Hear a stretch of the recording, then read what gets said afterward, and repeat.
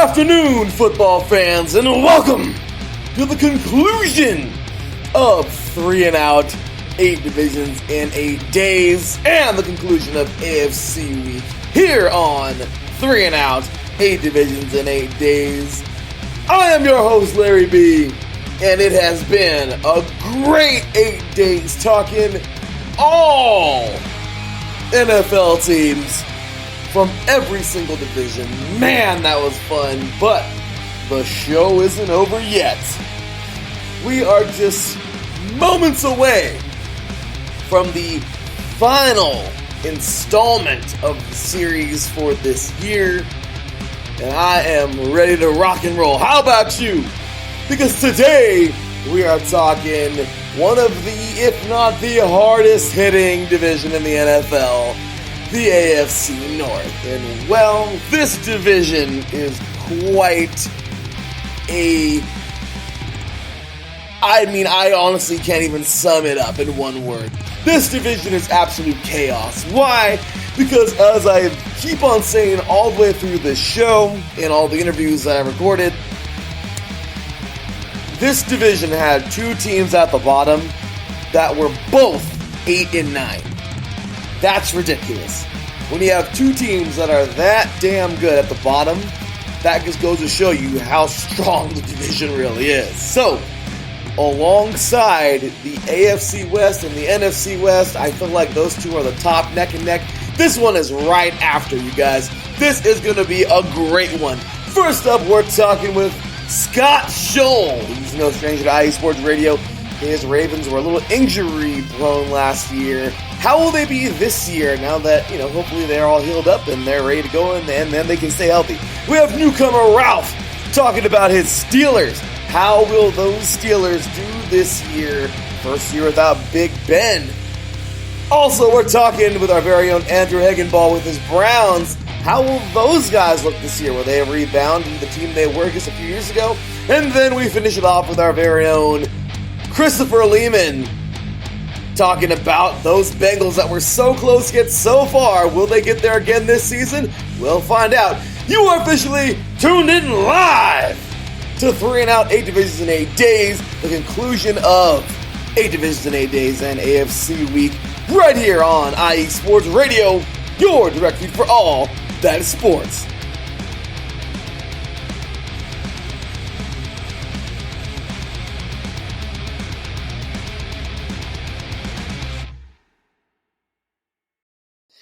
Welcome, football fans. Well, we have made it.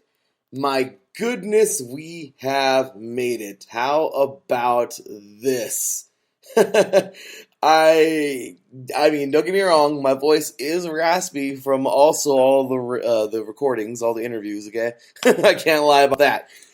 But, of course, I coach varsity football, and we're, getting towards the end of our summer camp right now. So, yeah, do my fair share of speaking very loudly out there, too, on the field. So, but I will say that after recording 32 interviews, it's always kind of nice to get shut up after a while, and I'm glad I can do that today. We got 4 awesome interviews. As I said in the introduction, Scott Scholl, you guys know him all too well. He's been on 3 and Out numerous times. He's been on plenty of primetime face-offs. Great guy, and he's all ready to rock and roll for this segment. Really happy to have him here today. Well, glad to have interviewed him. Ralph is a newcomer, awesome guy. I think he said he was a season ticket holder. If not, I'm not sure. But I do know that he said he goes to the training camp every year. And we have a great interview. Ralph is a great dude. Really hope to have him back many, many more times. Super cool interview with him about his Steelers and the goodbye to Big Ben last year, the emotional season that it was, and now getting ready for a new year without Big Ben for the first time in, gosh, nearly 2 decades, if I'm not mistaken. I think Big Ben was drafted in 04, 05, somewhere right around there. So, yeah, I mean, we're talking nearly 2 full decades of Big Ben. Now it's a little different. Then we, of course, talk to our very own Drew Hagenball, man. Andrew's a great guy. He talks about his Browns, and they were such a dominant team a couple years ago. They it's not that they weren't dominant last year. I guess a couple things didn't go their way. Will it happen for them this year? Can they get back to that strong team? And the team that came out of nowhere, really, the Cincinnati Bengals.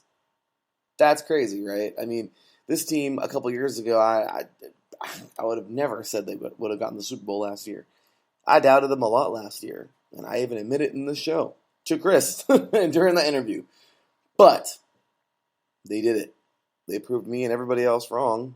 Not that I've proven anything to anybody, but I'm just saying, I think that team is very potent. And what's in the future for them starting this season? Will they get that Lombardi? Will they be back this year?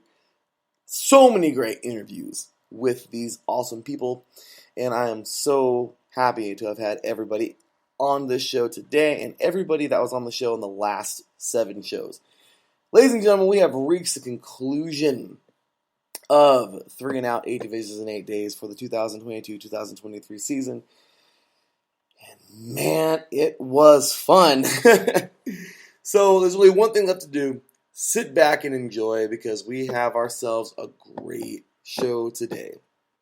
Once again, this division had 2 teams at the bottom that finished at 8 and 9. Says a lot about how strong this division really is. Who are the teams that are going to come out of here this year? That AFC West, I said they may have 3 teams coming out of there this year. They might. If that happens, what team is going to have 1 team coming out? I certainly don't think it's going to be this division. Who will it be? We'll find out, y'all. So, starting things off, super excited for this. Once again, Scott Scholl's a great dude, and he always tells it how it is. And, well, we get a lot of very straight up, die-hard type talk with Scott coming up as he tells you a little bit about his Ravens. I didn't even realize they were so banged up last year until he pointed that out. But let's see what they can do this year. With that said, you guys, be ready, because this is going to be another fun show. Thank you all for tuning in live, and, well, let's get to it. You are listening to 3 and Out, 8 Divisions in 8 Days, the conclusion of 8 Divisions in 8 Days, and the conclusion of AFC Week with the AFC North, right here on IE Sports Radio, your direct feed for all that is sports. We'll be right back talking Ravens with Scott Scholl after this. Some say that Indiana is just a flyover state. Flatlands and cornfields, barns and country roads. What if I told you Indiana is the crossroads of America? What if I told you in all other states, basketball is just basketball? In Indiana, basketball is life. Crowded high school basketball gyms on a Friday night, and every barn with a basketball rim and a frayed, worn-out net. If you're interested in the heartbeat of America, and if you're interested in sports, if you have Hoosier running through your veins, the Crossroads Pod with Aaron X is made for you. Powered by IE Sports Radio, your direct feed for all that is sports. Each and every week, the Crossroad Pod covers all of Indiana sports. The pride of the horseshoe of the Indianapolis Colts. The blue-collar, bold swagger of the Indiana Pacers. The relentless pursuit of the sixth banner for the Indiana Hoosiers. The swing of the hammer of the Purdue Boilermakers. The swoop of the Cardinals of Ball State. The summoning of the echoes of the Notre Dame Fighting Irish. The growl of the Bulldogs of Butler. The intensity of an Indiana fever. The chop of the Indianapolis Indians. At the Crossroads Pod, if it is Indiana, we've got you covered. More than cornfields. More than country back roads. The Crossroads of America. Join me, Aaron X, every week. It's nothing but net.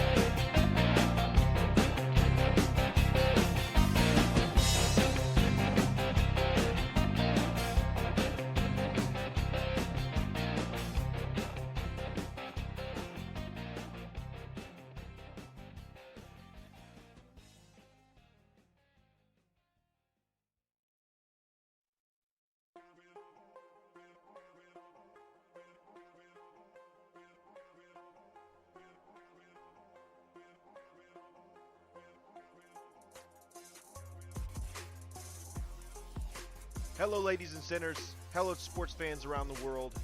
Hello, IE Sports family. This is Cale Henderson, the host of IE Vegas, the Sin City Sports Show, presented by IE Sports Radio.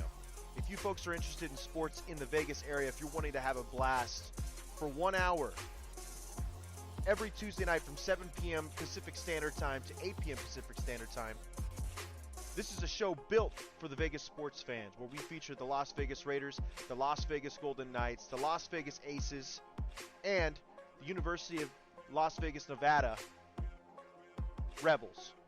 Hopefully, fingers crossed, MLB team coming soon. Either way, if you folks are looking to have a blast for 1 hour each and every week, tune in Tuesday, 7 p.m. Pacific Standard Time to 8 p.m. Pacific Standard Time.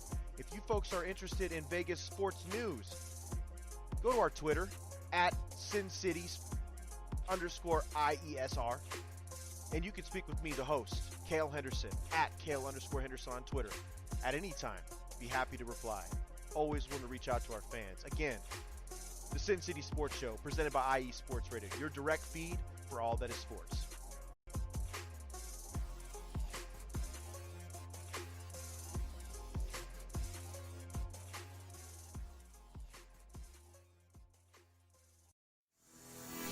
Sports fans, do you like teams that are tough, cities that are tougher, and fan bases that are passionate about their teams? How about teams that are historic and stadiums that are iconic? Then you belong in Chicago, and you need to check out Chi-Town Weekly. Join me, Adam Kernan, every week as we keep up with all things Chicago sports. Bears, Bulls, Blackhawks, Cubs, White Sox. We'll cover them all, plus more. The Windy City is always buzzing, and we'll keep you up on all the big games and major stories. So tune in to Chi-Town Weekly every week right here on IE Sports Radio, your direct feed for all that is sports.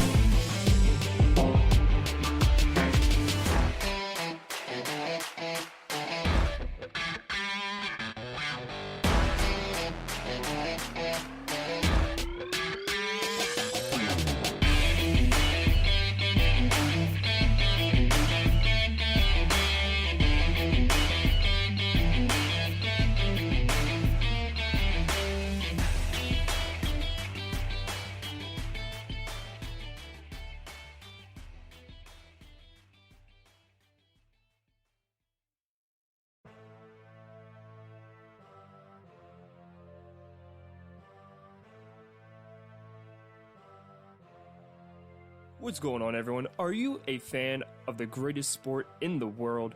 Then do I have the show for you. This is the Soccer Scoreboard Show, hosted by me, Andrew Hagenball, where I will take you on a journey around the world of soccer, talking important news, scores from all major leagues, including some you may never heard of before, tournaments, and so much more. Be sure you tune in every Sunday at 10 p.m. Eastern Standard Time, 7 p.m. Pacific, right here on IE Sports Radio, your direct feed for all that is sports. Welcome back, football fans. All right, here we are once again. AFC North Day, certainly a day that I am so excited about. As I always say, you got to play defense on offense in order to win in this division, and certainly it is a nasty, hard-hitting one. So, with that said, y'all, is also the conclusion of 3 and Out, 8 divisions in 8 days. My goodness, the conclusion of AFC week and the conclusion of the entire dang series here. And, well, we're going to start it off with a bang because, as we already talked about in the introduction, this division was nasty last year. How do you get the bottom 2 teams at 8 and 9? I mean, I'm just saying, that just goes to show you that every team in this division comes to play. And if you don't bring your A game every single week, you're going to find yourself with a loss. I mean, that's all there is to it. This is a very tough division, and it proved it last year. Well, the 4 teams proved it last year. So, with that said, to start things off for this day, we already, once again, got a great introduction, and The order of this show is going Ravens, Steelers, Browns, and Bengals. So we're going to start things off here with a bang, as I am happy to bring on, happy to welcome on a guy that has been around IE Sports Radio the last several years. He's always there when we need him. You might have heard him a few times already on Let's Wand About DMV Sports with Mike Pat. Great guy overall, and I'm so glad he's here today with me. Ladies and gentlemen, welcoming, of course, the one, the only, diehard Baltimore Ravens fan, Scott Scholl. What's going on, brother? How you doing today, man? Hanging in, man. I'm hanging in there, just chilling. I feel you, brother. Ain't nothing wrong with that, Looking forward to football season. I feel you. Training camp starts next week. It's coming up, and it's exciting, and we got so much to get into today. So, of course, this interview recorded like many other of these interviews from this week on Sunday. This show, of course, airing on Thursday, July 28th. So let's get with it, man. I know you got a lot to get to. We got a lot to get to today. I've recorded, this is my 10th interview of the day today, so I'm just all over the place. But yeah, man, so taking a brief look at this AFC North from last year, I mean, my goodness, incredible, man. The Bengals 10-7, Steelers 9-7-1, and the Browns and the Ravens at 8-9. I mean, how does that even work? That's incredible. And then, of course, we get into the schedule from last year. So, really quick, Scott, courtesy of FBschedules.com. You guys went 8-9 overall, 1-5, and that's what did it to you. 1-5 in the AFC North. The guys got a little banged up. Start off the season with a win. I'm just gonna let you know right now, man. I was so damn ecstatic. This is what let me know that we were for real. The Raiders is beating you guys 33-27 in overtime in the beginning of the season. I mean, I couldn't believe it. We did it in your guys' house. I couldn't believe it. Honestly, I still sometimes can't believe it because of how damn good that Ravens team really is. It said a lot about my Raiders, and I was happy about that. But regardless, it was a hell of a game, tough game. 0-1, no big deal. It's a long season. Okay. Then you guys got really, really pissed off, and you won 1, 2, 3, 4, 5 games in a row, including a 36-35 victory versus Kansas City. Sorry, you guys were actually, it wasn't in your house. It was at Vegas. My apologies. I'm stupid. I read it wrong. Anyway, with that said, you guys got that victory, man, over the Kansas City Chiefs, a very tough team, and the team that went all the way to the AFC Championship, and you guys went ahead and dominated the next 4 games after that. After that, you guys took a tough loss to the soon-to-be AFC Championship Cincinnati Bengals. You guys would take a loss. You guys take a loss, and then go into the bye week. You won a tough game in Minnesota. This is your guys' third dang overtime game already in the damn season, and it's only the beginning of November, so it's 34-31 in overtime. You guys beat the Minnesota Vikings at home. Then you guys would take a loss on the road to Miami. Then 2 on the road. Oh no, sorry, you guys would win 2 more. That is 1 on the road in Chicago, 1 at home versus Cleveland. Then you guys would just fall off. That was it, you guys. After Thanksgiving, that was the last time the Ravens would see a victory, as you guys would fall to Pittsburgh, Cleveland, Green Bay, Cincinnati one more time, the Rams, soon to be Super Bowl champions, and then a tough game in overtime versus the Pittsburgh Steelers at home, and that would be 1, 2, 3, 4 overtime games in a season. My goodness. Scott, I don't know how you I don't know, man. Your stress, blood pressure must have been through the roof. I don't know. But please, I'm going to go ahead and shut up. Talk to us, brother. Tell us all about every raw emotion throughout last season as a Ravens fan. I mean, it was wild. It was real up and down. But the thing was like the injuries Lamar got hurt in that Cleveland game that you mentioned. And then after that Cleveland game, man, it kind of just, it all went downhill. I mean, I hate to blame it all on injuries, but to me, that's what it boils down to. I didn't really have super high expectations heading into the year last year because the preseason was just like a complete shocker. Like with all the injuries, we lost like 3 running backs, lost one of our best defensive players. Like that was just wild in itself. And then you get into the year, and I mean, we still fought it out. That, I mean, reflects well on coaching. I think, we were in a lot of games we had no business in. And even that Rams game you mentioned, I mean, that Rams game, we had them down, same with Green Bay with Huntley playing quarterback. I mean, we were still, fighting tooth and nail. It's a wild season. I'm hoping we bounce back this year. But we'll see. It's tough, man. Division's getting tougher. It's just getting tougher. So see what happens. It's going to be exciting to see. Last year, like I said, it was just a roller coaster. Last year was like a roller coaster. Like you said, we lost to Oakland or Vegas to start the season off, and then lose. You win against Kansas City, which was wild. Coming back like that, and then you just, like you said, kind of dominate the next few weeks, and then just completely fall off. Like I said, losing Lamar is a big deal. He was an MVP for a reason. So I mean, that definitely hurt. But Huntley still stepped in and played well, though. I mean, I thought he played, given the circumstances with all the injuries around him, I thought he played really well. It just, we just didn't have enough talent. That's what it boiled down to. We couldn't every Sunday crowd out talent with like Aaron Donald and like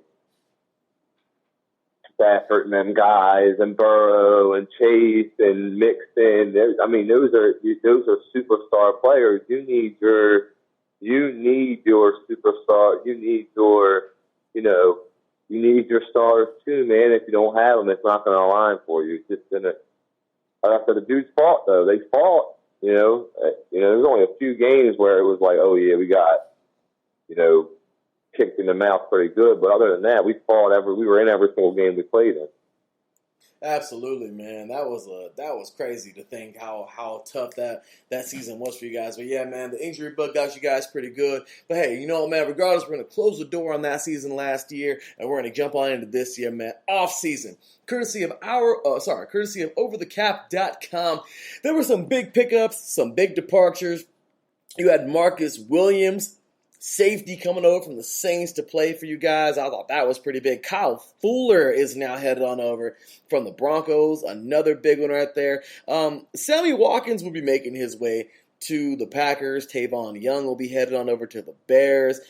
Marquise Brown, I thought that was pretty significant, heading on over to the Cardinals. But then again, you got guys like Mike Davis heading over to the Ravens. And Stephen Means as well. I mean, overall, man, there was a lot of pickups, a lot of departures that we can go over and everything. But with that said, man, what did you think about free agency this year? Who were your biggest, pickups, departures, all that good stuff, man? What do you think about free agency? If we're talking strictly free agency, of course, Marcus Williams getting him was big. You guys competing in the division with Burrow, and I mean, who knows with Deshaun Watson? Nobody really knows that situation. It's a wild one, but I mean, you got to compete with these guys, so you got to get your back end of your secondary shored up. Bringing in Kyle Fuller was good. He's a Baltimore. He's native, so like he's from Maryland. He played high school ball here, so he was born here. So getting him was cool. He's a good ball player. We'll stick him in the slot, I guess, is what I would imagine. And then there wasn't. I mean, we didn't really do a whole lot other than those few moves. Mike Davis was kind of, he's a good ball running back, but they, hopefully, some of the running backs get healthy, and Mike Davis isn't more of like a third down guy, using the third situation. But I'm looking. I mean, I think like with it, like people like so when you have all those injuries in a year, a lot of the guys you get back that following year are kind of like free agent acquisitions. So like getting Dobbins.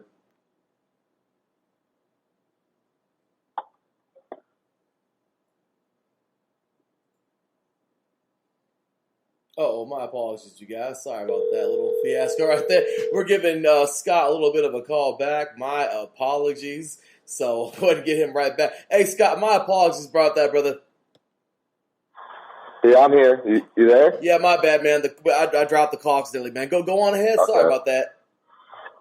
Okay, so yeah, just picking up where I left off. Just I think like when you have all the injuries that we had, that like getting those guys back are also like free agent acquisitions. So like getting Dobbins back, getting Gus Edwards back, getting Marcus Peters back, hopefully getting Ronnie Stanley back, like getting all these dudes back, like also will be like free agent acquisitions too. So like I think that we're in a good spot depending on, you know, how strong those guys bounce back from these injuries. We just gotta wait and see. That's the funny thing about it. I know that a lot of those guys I mentioned started out on the pup list, so they won't be really active in training camp. And I don't think that the Ravens changed around a lot of the off-season stuff, so I don't think that we'll see a lot of starters in the preseason. I don't think it's going to be like what we've seen in years past.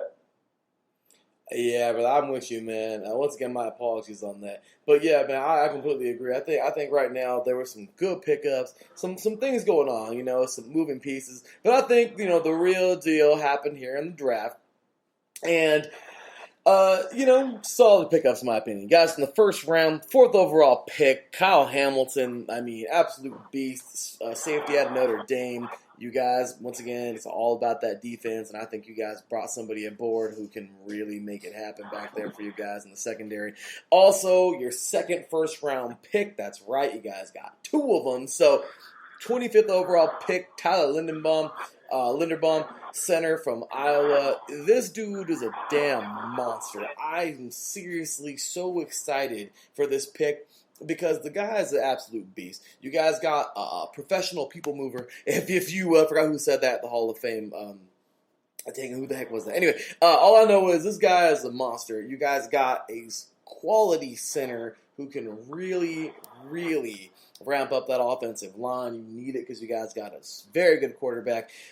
David Ajobo, another beastie linebacker out of Michigan. I like that pick there. Travis Jones, that was the second round. Third round, you guys got Travis Jones, defensive tackle out of Connecticut. I'm just saying, there was a lot of good quality picks up here. What did you think, man, about this entire draft? What did you feel? Or who did you feel, you know, biggest pickups and even the later round guys? Who do you think can make an immediate impact? Overall, what did you think about this Ravens draft this year? I think just like a lot of, you know, the experts, so to say, I think that they do what the Ravens do in the draft every year. I think they just knock it out of the park. I think Kyle Hamilton, I think people got scared because his 40 time, but I don't know, man. 40 times for safeties, I don't really.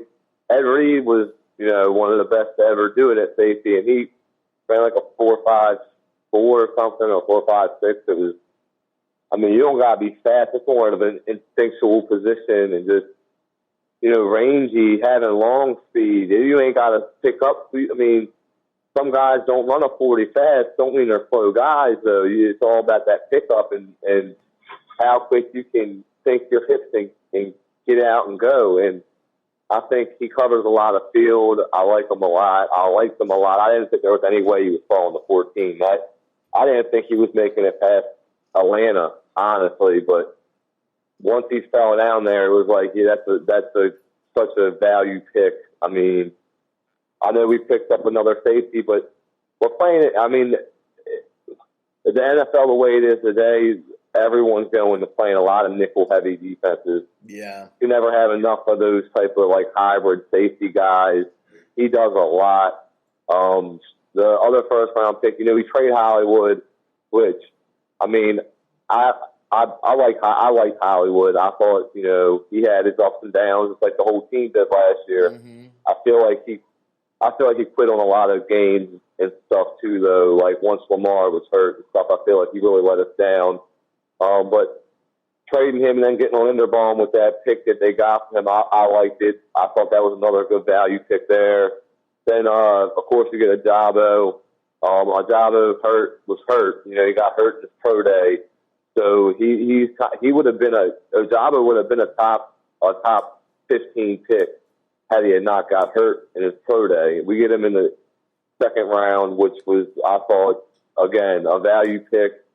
Tore his Achilles, so he may not even play this year. But he wreaked havoc with Aiden Hutchinson, who was a top 5 pick. Them two both played really well. So I mean, I like that pick. I thought that was another value pick. And then, we got, you didn't mention Daniel Falele, who's probably going to have a red shirt year this year. He's a huge right tackle, left tackle. I mean, he's just mountain. He's like, I think he's like 6'7", maybe, like 390. He's just huge. Played for Minnesota in college. He was a really good lineman in college. So, got him as well later in the draft. I thought, like I said, I thought they seem to get value with every pick. They got Tyler Beatty, a 6th-round pick, the running back. And he like his tape pops, man. He pops on tape. I like him. I think they just do what, the Ravens always do. They drafted well. They drafted well, and I think that immediate impact-wise is going to be Hamilton. I think Hamilton is going to come in right away. I think he has, a good chance to win Defensive Rookie of the Year. I really do. I think they'll come in and play, a significant amount of snaps. I think that they were giving him a lot of responsibility, like in OTAs and stuff like that, and I'm sure we'll see that more in minicamp too. Super smart kid, from what they say, so I think he'll probably have the biggest impact right away. So I think Linderbaum, I think, having a center in the middle of that line, that's like the heartbeat of the offensive line. That's right. And, he so athletic for a center, man. He can run, and that's what we need. We need someone that can get out and go and pull. We want to run that speed offense like that. You got to have guys that can go. He moves like Kelsey. He moves like the center from the Eagles, and he's one of the best centers in the league. That guy, Jason Kelsey. Yeah, he can move. Yeah, man, he can move too, man. He gets out on corners and safeties, and these little edge linebackers, man. He blows them up. So, I think that there's going to be a lot of that. I like him a lot too. I think he'll be impactful too. I think like I said, they knock the draft out of the park like they do every other year. I'll tell you, man. I think you guys got a great draft, man. And yeah, I love it. Definitely agree on all these players you're talking about, man. I think personally, you guys have such a solid core already, and you get to add some strong players to it. The Ravens, man, this is going to be a strong team, man, in a very strong division. So taking a look at this season, man, looking courtesy of FBschedules.com, looks like we have, of course, aside from that AFC North schedule, if I'm not mistaken, you guys have the AFC East and I believe the NFC South. Your guys' outlier teams this year are going to be the New York Giants, of course, which is the NFC East. And you guys will have another outlier, which is the Broncos, an AFC West team. So what do you think, man? Looking at the schedule right here and, seeing what's ahead for you guys, what are you thinking your Ravens will do this season? I think like anywhere between like 9 and 11 wins. I think low end would be 9. I think high end would be probably 11, 12 area. 12 would be like max, I think. I think we have a lot of young pieces now. I think that we still lack on the pass rush end, and I think that that's going to come back to bite us like it does. You see all these teams now that make these runs deep in the playoffs. You got to have pass rush too, and we just still kind of lack in that area. I'm hoping like Adafe takes a big jump this year, which I think he will. But I still think that we need a little bit more than that. Hopefully, a job in years to come will be that guy. I like the young core guys we have. It's just going to be all about like who we get back, how much they can give, how much injuries can change people, but people can players can tend to bounce back and be stronger before they got hurt. So We just got to, wait and see. I think we're going to compete, though. I think that it's going to be just like every other year. I think that we're going to find ways to be in games late. I think when you have a player like Lamar Jackson, I don't really think that – I know a lot of his big knock was, he couldn't bring us back in games, but I think he kind of put that to sleep last year, coming back against Kansas City, coming back against Indy, which was a wild game. We were down like 25-3 heading into the fourth quarter, came back, brought us back, won it with his arm. We won that game. I think that he's continuing to improve. I think he looks really good. I think he put in a lot of work this offseason, got bigger, I think he got stronger. I think he maybe added a little bit more arm strength. He seems to have more zip on the ball when he's throwing it. I think that, like I said, I think we have a player that's dynamic, that you're always going to be in games. We're always going to, we're going to fight to be in games, and the guys are going to fight for him. He's going to make guys around him, but he's going to elevate people around him and make guys better. And that's rare. That's not, that's rare. That's not, you just don't come along with players like that's generational. You don't. So I think he kind of elevates, and people want to play with that. It's just, he's a different type of talent. So I think we'll be in games. I think we're going to compete like we do every year. I could see us winning low end 9 games, high end 11, 12 games. Well, like I said, we'll compete. We're in a tough division, man, with teams that are going to compete too. And AFC East, they have, they got some good teams over there. And the Broncos, they're not no slouch. They got Russ heading over there. They already got some weapons over there for them, waiting for them. So I think the AFC is going to be fun, man. It's going to be a lot of fun.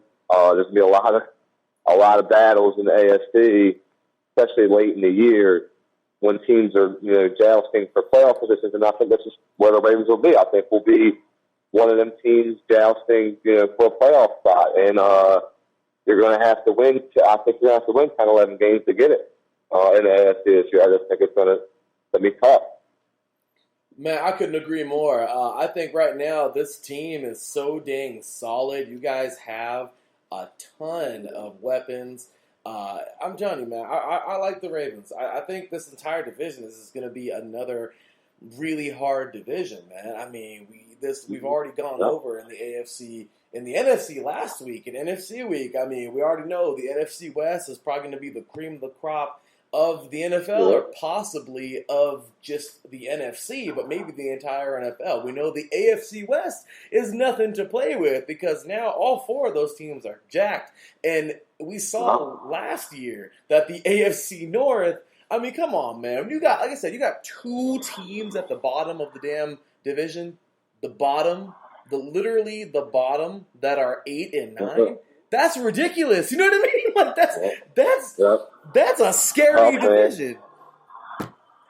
It really is. That's scary, man. So I just got to tell you, brother, I'm excited for this team. I'm excited for what you guys are doing, and I'm excited for the whole dang AFC North as usual. So with that said, brother, we got one more segment. You know this segment. I know this segment. We all know this segment. And it's been catching fire over the last 8 divisions in 8 days. It's been on our TikTok. It's been on our social media, all of it. Facebook, Twitter, Instagram. It's been all over it. And, well, we're going to add to it right now yet another chapter of Stick It To 'Em. So, with that said, you know what this is. This is going to be fun, brother.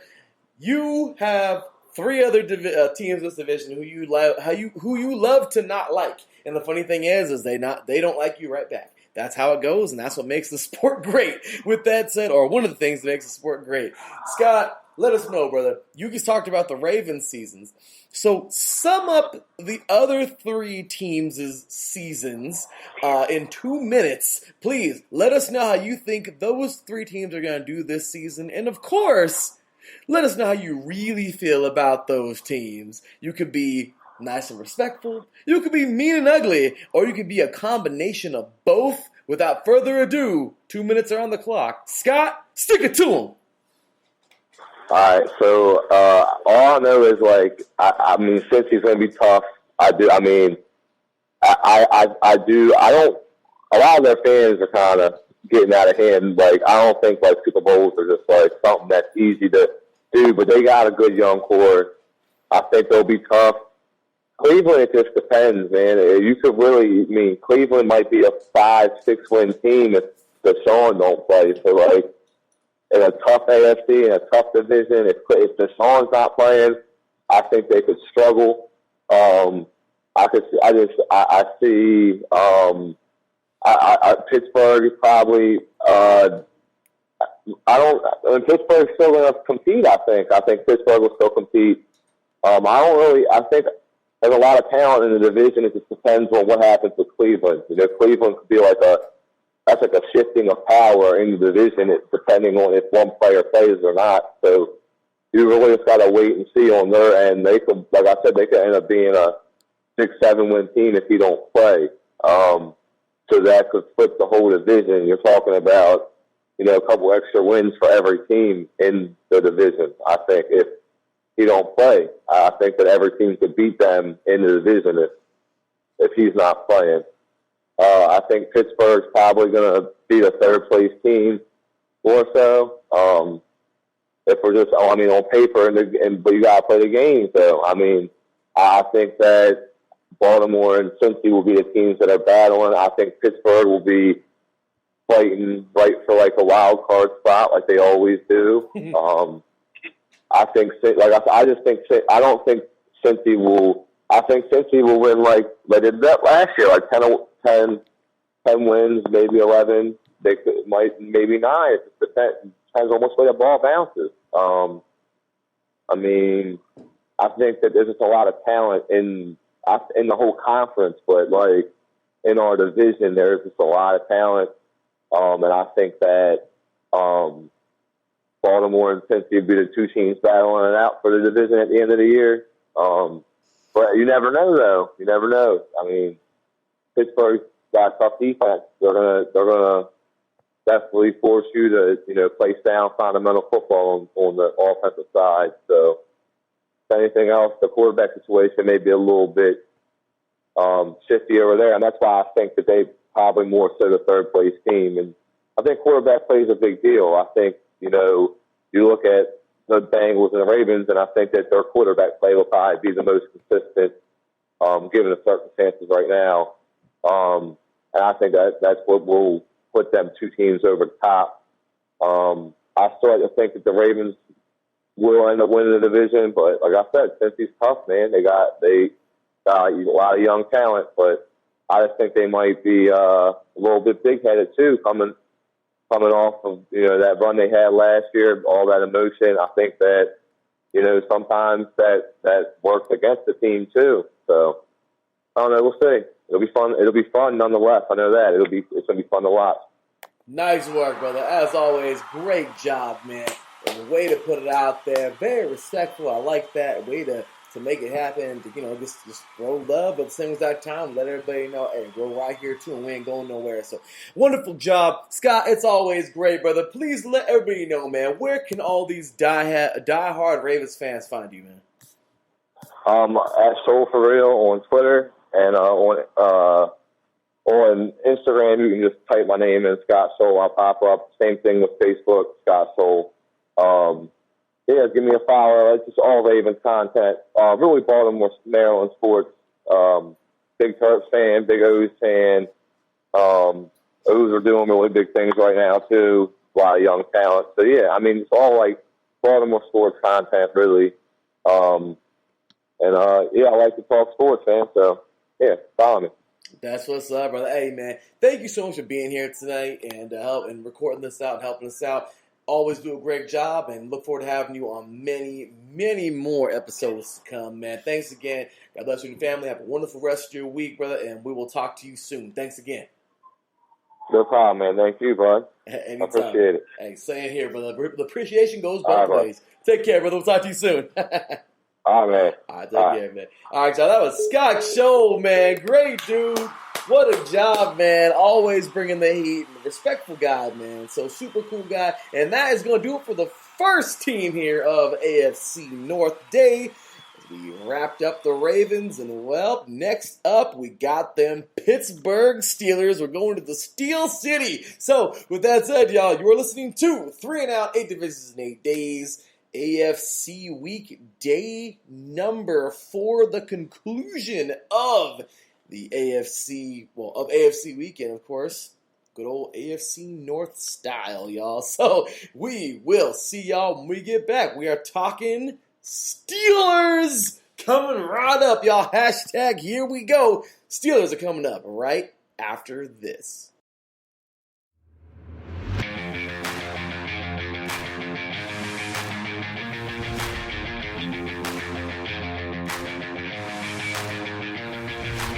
What's happening, sports fans? Are you a fan of Southern California sports? Are you looking for a show hotter than a hot summer day in California? Then look no further than the SoCal Supreme Sports Show, where I talk about all things Southern California sports. That's right, all sports teams from Southern California. From the hard-hitting tackles of the NFL, to the killer crossovers and big three-pointers of the NBA and WNBA, to the grand slams of the MLB, to the bone-chilling goals of the NHL, and to the booming kicks of the MLS. The SoCal Supreme Sports Show has it all for you. Oh, and let us not forget about the college sports as well. So join me, Taryn Rodriguez, every week here on IE Sports Radio, your direct feed for all that is sports.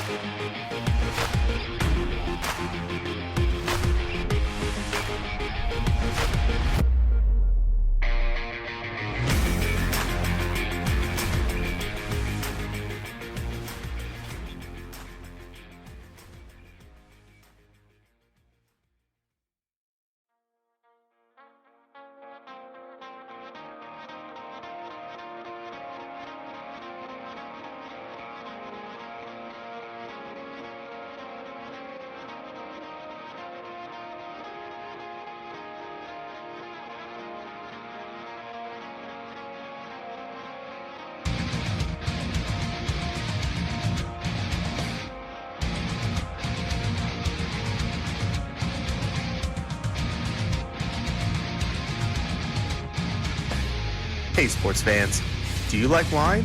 Well, we've got the show for you. This is Let's Wine About Sports, a show where we talk about wine and sports simultaneously. From the classic Cabernet Sauvignon all the way down to the grapes that you've never even heard of before. Oh yeah, we cover it all. And we'll talk about a little bit of sports as well. Football, hockey, collegiate, women's sports, it doesn't matter. We're going to talk about it all, and we're going to whine about it all. So join me Monday at 8 p.m. on IU Sports Radio, your direct feed for all that is sports.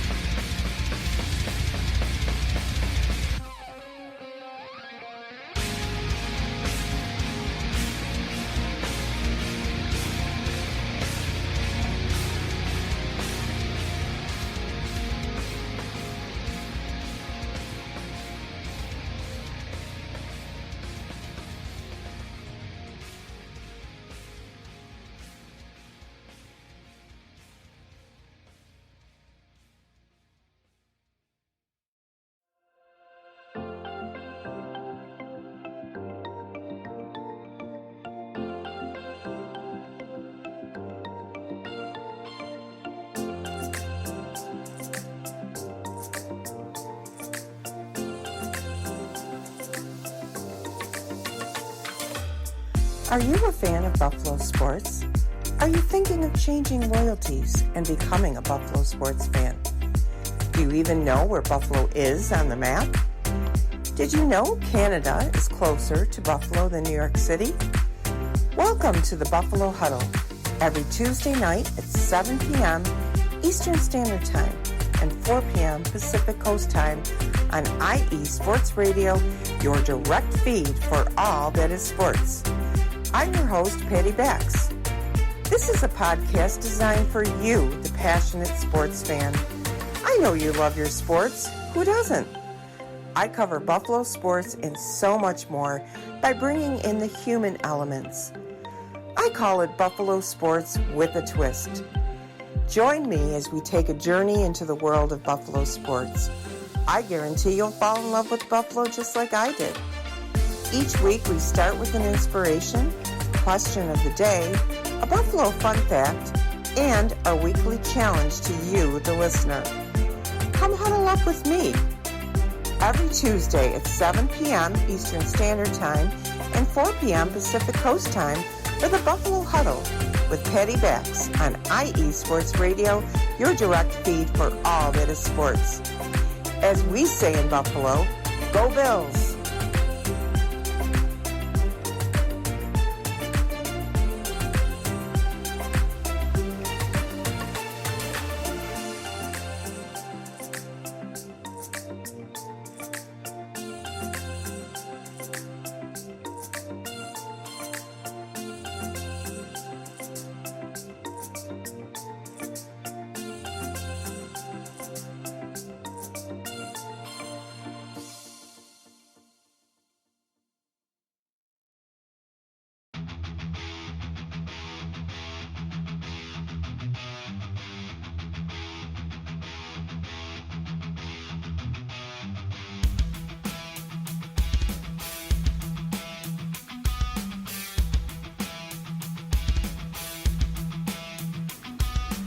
What is going on, everybody? This is Ben Matello, the host of the Yinza Report, right here on IE Sports Radio. I'm bringing you the latest in the Steel City, the City of Champions, from the Steelers, the Penguins, the Pirates, as well as the college game with both Penn State and Pitt. You could join me every Tuesday afternoon at 1 o'clock Eastern Standard Time, right here on IE Sports Radio, where I'll be talking about everything from the Steel City, the City of Champions, right here on IE Sports Radio, your direct feed for all that is sports.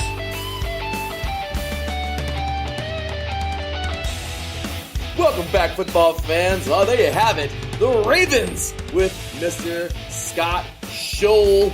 Great guy. Always great having him on. High energy and always ready to rock and roll with those Baltimore Ravens. Well, we have reached the second team of AFC North Day. You are listening to 3 and Out, 8 divisions in 8 days, the conclusion of AFC Week, right here on IE Sports Radio, your direct feed for all that is sports. My name is Larry B, and on the air with me to talk about the Steel City. That's right, you guys. Hashtag here we go. Really excited for this guy because he is a first-timer here on IE Sports Radio, and we definitely love having those first-timers on because, well, tons of them just keep on coming back, and that's the way we want it. IE Sports Radio, by the fans, for the fans, if you will, as our very own Mr. John Felipe would say.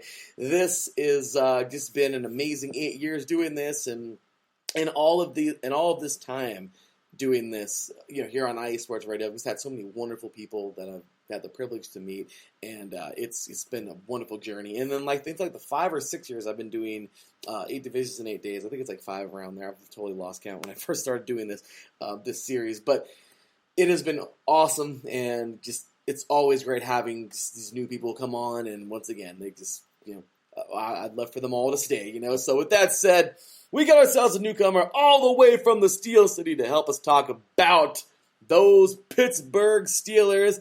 Ladies and gentlemen, he, of course, is die-hard Steelers fan. Glad to have him here for his first of hopefully many times. Ladies and gentlemen, Mr. Ralph. How's it going today, Ralph? Hey, how you doing there, guys? Thanks for having me, man. 40 years of black and gold, man. Bleed it through and through. And just like to say, I'm following a Ravens fan. I hope he mentioned that we beat them twice last year. See, that's what I love. Already we're getting dicey, man. That's what I'm talking about. That's this division. So we'll go ahead and get on into it real quick, Ralphie. So that's a perfect segue into this first segment because, man, last year, I just keep on talking about it all throughout the week, but how strong was this division? As I always say, the AFC North is the division that you have to play defense on offense in order to actually win because you got to freaking hit everybody and everything. This is like the hardest hitting division in the league. I love it. Tons and tons of great defensive battles we get. It's just, I don't know. I love it. So with that said, last year, the Bengals 10-7, Steelers 9-7-1, the Browns were 8-9, the Ravens were 8-9. I'm just saying, when both teams at the bottom are 8 and 9, it's kind of a, good division. So 9-8-1 last year, 4-2 in the AFC North. And, well, we're going to go ahead and relive a little bit of last season, or actually all of last season real quick, Ralph. So hang on to your hat, buddy. I know you've already gone through this, but let's go ahead and get through it real quick. So you guys would defeat the Buffalo Bills on the road. Come on over. I'm actually a Raider fan, so come on over to Vegas. I'm really happy because of our long history. It was a really good game, though. And, it would, unfortunately for you guys, you come out of Vegas with, well, actually, we would go to you guys. It would be a loss at home. Then you would drop 3 in a row, actually, to the Raiders, the Bengals. That was a little bit of a letdown after beating the Bills, honestly. It really was. I can imagine, man. I mean, so you guys would have a 3-game skid from. I'm sorry, opener. Yeah, seriously, no man. matter what. Yeah, so it would be a 3-game skid from Vegas, Cincinnati, and Green Bay. Then you would have a nice little run, man. 4-game win streak over Denver, Seattle, Cleveland, and Chicago. And then for some crazy reason, you guys end up tying with the Detroit Lions. Don't ask me how, but it happened 16-16 on November 14th. Then you guys would have a 2-game skid again versus the Chargers and the Bengals. You'd beat the Ravens. There's one of the ones you mentioned earlier. Lose to the Vikings. Beat the Tennessee Titans, who would end up going to the playoffs. Lose to the Kansas City Chiefs. And then you'd win out, of course, beating the Cleveland Browns, and then one more time beating the Ravens. And this last time, 16-13 in overtime. You'd go to the wild card round. Unfortunately for you guys, you'd head over to Arrowhead, or I'm not sure what they call it now, but you could head over to Kansas City and unfortunately have a 42-21 loss, and that would end the season. Ralph, tell us, man, every raw emotion from last season as a Steelers fan. All right, no problem. So let's start like you said with the Bills. That was like totally, it was amazing. Didn't expect it. Was with a bunch of Steeler fans here in New York. We watched the game, and we were all just stunned. Like I said, the Raider game was very disappointing, being that we beat the Bills. I thought it was a home game. I thought we could pull that one out, but we didn't. The Bengals handled us at home. That was more of a letdown. The Green Bay game was close, but you're going against the Hall of Fame quarterback there, so he's not going to lose at home. The Bronco game was very, very intriguing because, I don't know if you remember, they won that game at the end. I think it was a deflected pass on a 2-point conversion. Yeah. Yeah, that was big play in that game. The Seahawks game, my son actually went to that game, and he was just flipping out. I was getting blow-ups on my phone every, 2 seconds. But they put out. Then you had the bye. The Brown game in Cleveland was another great game. They pulled that one out. Nice catch by Fryermuth in the end zone. That was an amazing catch. Yeah, it was. Yeah, the Bears played us really tough in Pittsburgh. I thought we were going to lose that game. But we pulled it out. I think Ben had one of his classic final drive comebacks for that game. I think he wound up with how many? I don't know. I want to say close to 50. 50 comeback winning drives in his career. And then this game, the Lion game. My God. Yeah. I did not see that coming. I got knocked out of a suicide pool with that game. Mason Rudolph threw a ground ball to Deontay Johnson. He was wide open. They would have won the game. And I'll just leave it at that. Yeah, that was one of those games where, as a fan of the team who's not the Lions, you're left going, "What the hell just happened?" You know, right? I mean, it's just the Lions, man. They're that poor team. They've been through so much, but yeah, when you're a better team, obviously, and you end up tying a team that's not so good, it hits you kind of hard. Yeah. Then the Charger game came. That was a Sunday night game, and we actually came back in that game. We had the lead, I think, with less than 2 minutes to go, and I think there was a blown coverage on a Herbert pass. I forget the wide receiver, but the guy fell down. The quarterback fell down, and he ran down the field, and that was the winning touchdown there. The Bengals smoked us again. Came back really strong and beat the Ravens 20-19. That was another nip and tuck game. Another game I think we won on the last play. 2-point conversion fail for the Ravens. They went for the win. That's Harbaugh's motto. He likes to go for the win, so that backfired on him there. We were 6-5-1 at that point. So at this point, I'm like, it's what the Steelers were last year.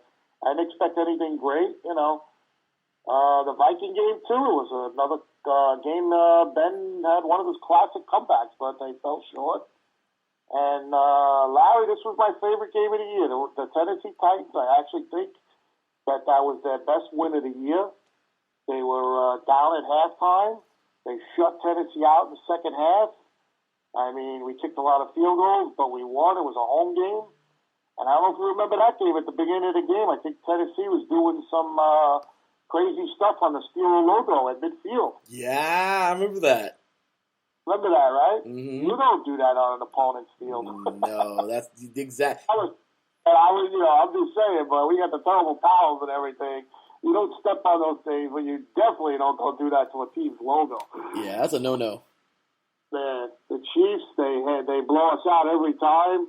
I was actually at the Chiefs-Steelers game when Mahomes played in Pittsburgh, and that was some game that was like 3-4 years ago. Mm-hmm. That was actually my last game I went to in Pittsburgh. Mahomes was just amazing. Then we beat the Browns. It was Ben's final game. It was very, very entertaining, very sad, a lot of emotion. And that was our last home game with Ben, and Ben did what he had to do there, and they won, and he finished up in Baltimore, and he did it again. He came back, he brought him back, and he won us another game, and then we had to sit and wait and see what happened with the other teams for the playoffs, and I don't know, maybe God was a Steelers fan on that Sunday. He got us in. Yeah, right? Seriously, because you guys, I'll tell you, as a Raider fan, I guess was going to beat Indianapolis. That was crazy.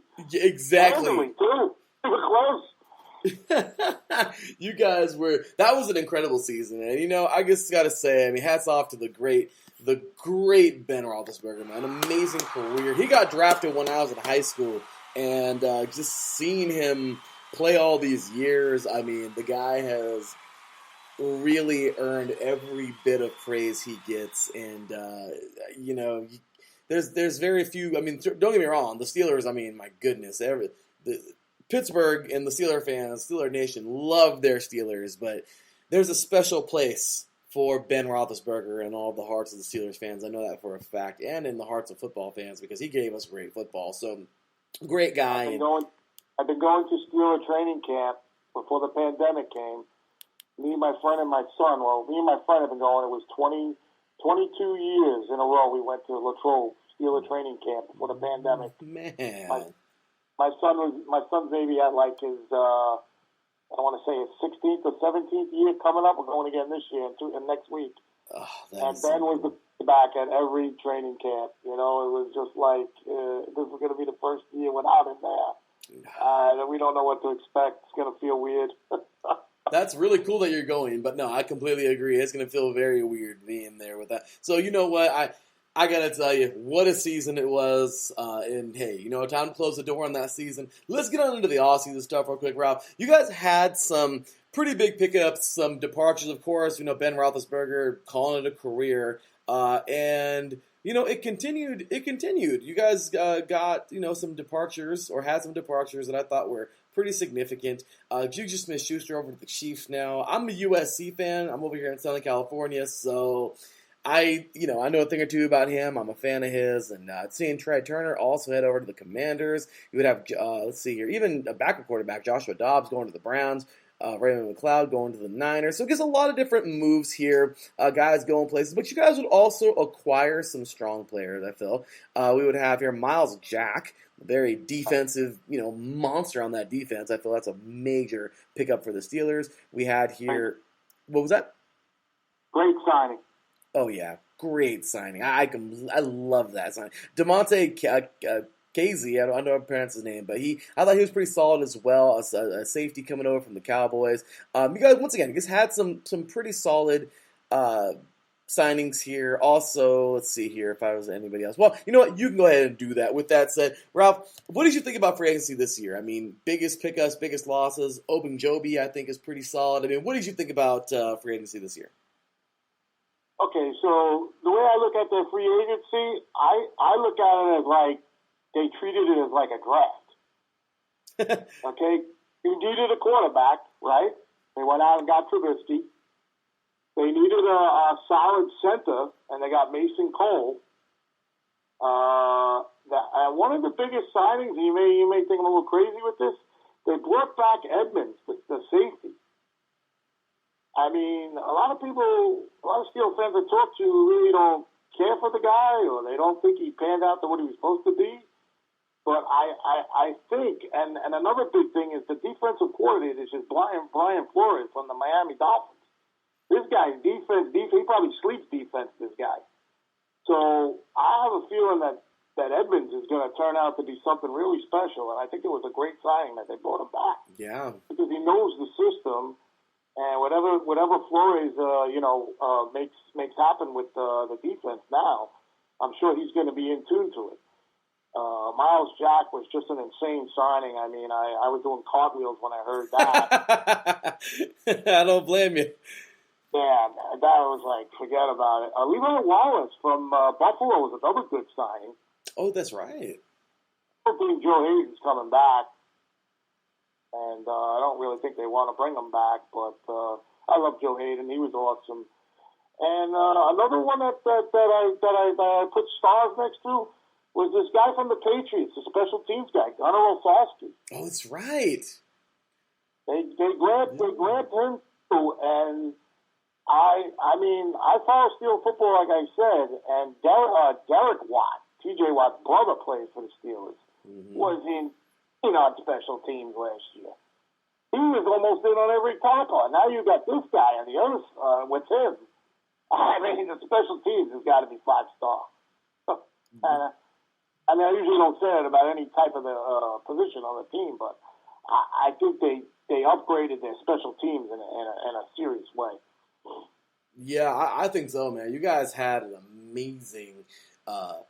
I mean, really, that's your special teams this year should be amongst the best. I mean, really, there's tons of talent. And the Steelers, man, nobody to mess with. I'm excited to see what you guys put together on the field this year, especially with all those great signings. But we haven't even gotten to the draft yet. Ralph, let's get into the draft, man. I mean, number 20th overall off the board. I don't know if he's actually from, I'm not sure if he's actually from Pittsburgh himself or near the area of Pennsylvania, but I do know that he was from Pitt. He played at the mighty Pitt, so he played for the Panthers. Kenny Pickett, dude was amazing. Probably, one of the better quarterbacks for sure in the draft. Some people would say he is the best overall quarterback. And I mean, at the end of the day, what a storybook. I mean, the old veteran rides off into the sunset, calls it a career, and here comes this young kid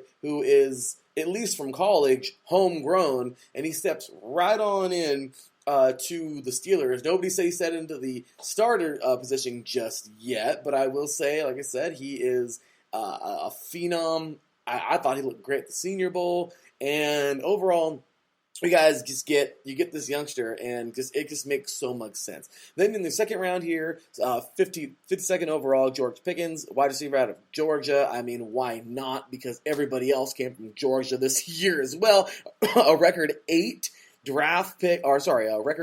players drafted in the first round, and then you have Georgia players sprinkled all over the draft. I mean, they're everywhere. And I think he's a solid wide receiver. We have DeMarvin Leal, D lineman coming out of Texas A&M in the third round. The fourth round, Calvin Austin, the third wide receiver out of Memphis. So, I mean, you guys had some later round guys too, but I'll tell you right now, this is just a solid, in my opinion, a solid draft class for the Steelers. Ralph, go ahead and tell us what you think about this draft for the Steelers. All right, so Pickett I thought was a lock once he was still there. That was a no-brainer for them to take. The guy played right next door. I mean, I think his locker room at Pitt was they practiced on the same facility. So they basically, I saw an article. They mentioned that they basically watch Pickett practice when practicing. So they know the guy. He was practicing on the same field that the Steelers practice on, for Pitt. And I think Pitt is right next door to the Steelers thing in the where they practice there. I forget the name of the practice facility there. Oh, it slipped in my mind. I should know that. Sorry. The draft, I think, was basically their free agency. I think the like I said, the free agency was the draft, and I think the draft was the free agency. That was all basically offensive people. You had Pickens, like you said, it was going to be a monster, I believe. Leo was the defensive end. Then they picked Calvin Austin, who's I'm hearing good things about him, but I guess we'll see. I'm going to keep an eye on him in camp when I go. And then they took Cam Hayward's brother, Connor Hayward. I don't know if that was a family thing.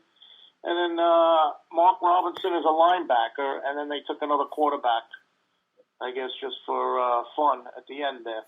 But like I say, we needed wide receivers. We lost James Washington, Juju Smith-Schuster, who I loved. I hated to see him go.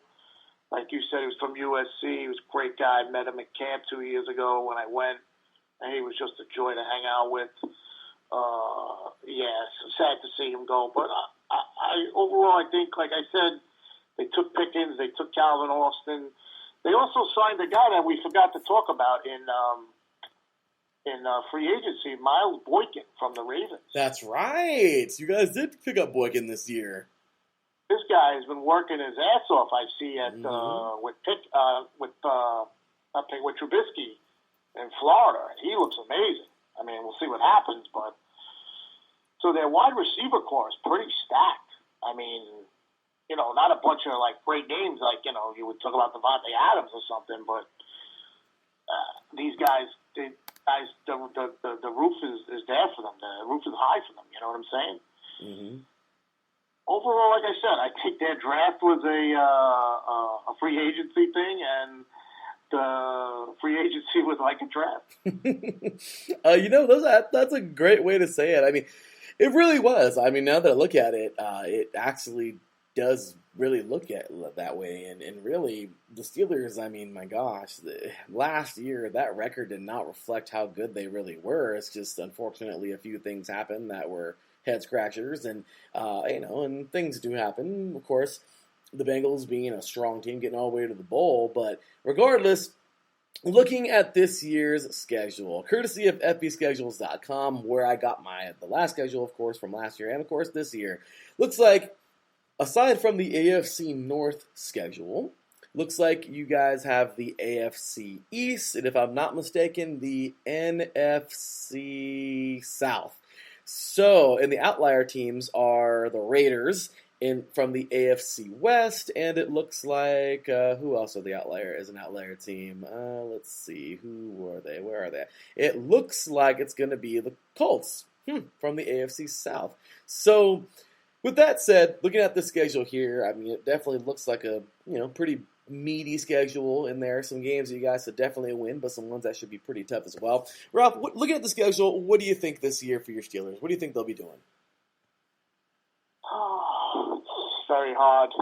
Very hard to predict. Oh, yeah. I guess I want to say, I want to be conservative and say 9-8, but I think the best they could do could be 10-7, and the worst they could do is 8-9, anywhere in that range. We have to see how the quarterback pans out. We still don't know who's going to start, although I think it's going to be Trubisky. I think they're going to give him a shot. And anytime he falters, they're just going to throw Kenny Pickett right in there. But big thing for me this year with them is this offensive coordinator Matt Canada, he has to show that he could be an offensive coordinator, because last year there was very, very suspectful plays that he called, and I don't know if it was because Ben was there, and him and Ben weren't on the same page, or Ben was just doing what he wanted to do and not even conversing with this guy. But this guy's supposed to be a good a good coordinator. He's supposed to know his thing, know his stuff, and I'm just hoping that he pans out to help the offense this year. And I think we can go at least 10-7 as a good record. I could see that. I could see with this defense is going to be amazing. I think the defense is really going to be good. Yeah, I think so too. Honestly, I really do think that you guys have a very good chance of being that. It's very, in my opinion, very realistic. I mean, it shows you're a tried and true Steelers fan because I honestly think that's a very realistic record. Of course, make sure to catch my final weigh-in at the end of the show here today. But I'll tell you right now, this is a very, very, very good Steelers team that could even be better than that if they start to gel early. So with that said, Ralph, we have one more segment left, and oh man, this is a fun one. This segment is, this is the segment that has just been growing and growing over this last couple of weeks. Actually, last week during NFC week, now that I'm putting it on our TikTok and everything. And then, of course, we had this last year, of course, it started growing, started getting even bigger. And for the last couple of years, I added this segment in here to the series called Stick It To 'Em. So, Ralph, what you're going to do is you'll have 2 minutes on the clock. You just talked about how the Steelers will do, in their season, how you think they're going to do. Now you can just chop it down to size and put all three of the teams that you love to hate. They love to hate you right back. Go ahead, and that's what makes the rivalry so great in the NFL. But tell us within 2 minutes about all three teams this season, of course, what you think in the AFC North. Other than your Steelers, of course, the rivals. Let us know what you think they will do this season. And you can be nice and polite about this and respectful. You can be mean and ugly. Or you can be a mixture of both. And by the way, Mr. Ralph, do not hold back how you really feel about those other three teams. You have 2 minutes on the clock, Ralph. Stick it to them. All right, here we go. Well, the AFC North to me is one of the greatest divisions in football. It's always grinding. It's always a great game. You just can't wait for an AFC North game to come. But Cincinnati, I believe you had your year last year. I don't see you repeating like you did last year. You had a lot of luck, and you had a kicker that was really good. I just don't see you doing what you did last year. That was amazing what they did. And I just don't see it again. The Browns, we've owned you for years. You could cry all you want about whatever. Ben owned you guys. I just hope the next quarterback that takes over for the Steelers continues the trend. And I think the Browns are the worst team I hate in the division. The Ravens, I've hated them over the years, and we've played them a lot. We've had a lot of great games. I've actually gained a little respect for them, but I cannot stand Jim Harbaugh. I cannot stand that guy. And if we could beat the Ravens twice every year, that just makes my football season even better no matter what happens. Even if we don't win any other games, as long as we beat the Ravens twice a year, it's overall the division is just it's a very rough division. You've got good quarterbacks in the division with Burrow and Jackson. I don't know what's going on in Cleveland with Deshaun Watson. This guy gets suspended for 8 games or the whole year. They're in trouble. They might not win more than 3 games. And as far as us, like I told you before, if the offense can come around, I think with our defense, we could put up a real good number. But to the Ravens, Bengals, and Brown fans, I hope the Steelers go 6-0 in the division this year. That was amazing. That was like 147, by the way. Really good timing. Really good stuff there, Ralph, man. That was awesome. And thank you so much for that final weigh-in. Man, what a way to go in on that AFC North. And that was awesome. So I hope you enjoyed this show coming up. Of course, this interview is being recorded on Monday after the AFC West show. So you guys will hear this on Thursday, of course. Of course, today, Thursday. This interview is being played today on Thursday, Speaking as if it was Thursday already, but awesome stuff, and we certainly appreciate you, Ralph. So with that said, man, one final thing you got to do for us, and that, of course, is plug your social media, man. Anything, anywhere you want to let these Steelers fans know where to find you, man, please let them know, because I'm pretty sure you already have a huge following, but let all these Steelers fans know where they can find you. Yeah, so thank you for that, Larry. I appreciate you letting me on and having me today, and thank you for this chance for my social media. I'm on Twitter. It's really the only social media I'm on. My name is Khalees R786. I have the Troy Polamalu uniform as my icon, and basically something about me that if you want to really check me out, I am an avid fan of writing players, all sports stars letters in the mail, and I've been getting a lot of good returns lately, so they're all posted on my Twitter account if you want to check them out. And so it's like I said, it's Khalees R786, and that's it. That's the only social media I have is on Twitter. Well, that is awesome, Ralph, and thanks again, man. That was a great interview. You certainly had us over here. It certainly had me excited and pulled into it the whole time, man, and I've really enjoyed speaking with you. I definitely hope to have you on a future show. I mean, coming up very soon to talk more Steelers football, and that's really cool. You write letters. That's really, really neat. I've never really known anybody to do that, so that's actually really cool. And because, once again, one of the really cool things that I've found here with all the great people that I get to interview every year, it's amazing. So thanks again, Ralph. We appreciate you, man. Hey, have a wonderful rest of your week. Have a wonderful football season, man. Take care. God bless. And we'll talk to you soon, man. Sure, Larry. Thank you so much again. I appreciate your time. Thanks again. Hey, appreciate your time as well. Thanks again, sir. And we'll talk to you soon. Okay. Thank you. Take care. Okay, guys. That was Mr. Ralph. What a guy, man. That guy is awesome. I hope to have him back many more times, man. Talking about a diehard Steelers fan, and I'm so glad we were able to have him on today's show. Well, with that said, you guys, 2 teams down and 2 to go. We have now officially gotten through the Ravens and the Steelers, and well, coming up next, we got Browns with Mr. Andrew Eggenbaugh, and the final team of 8 divisions in 8 days, the final team of the AFC North.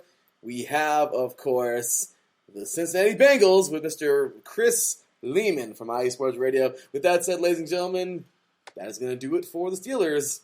We are off to the Browns. You're listening to 3 and Out, 8 divisions in 8 days. AFC Week, well, actually, the conclusion of AFC Week with the AFC North right here on IE Sports Radio, your direct feed for all that is sports. We'll be right back talking Browns after this.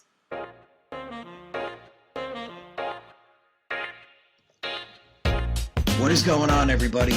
My name is Harrison Glazer, and we're coming at you from the Show That Never Sleeps podcast.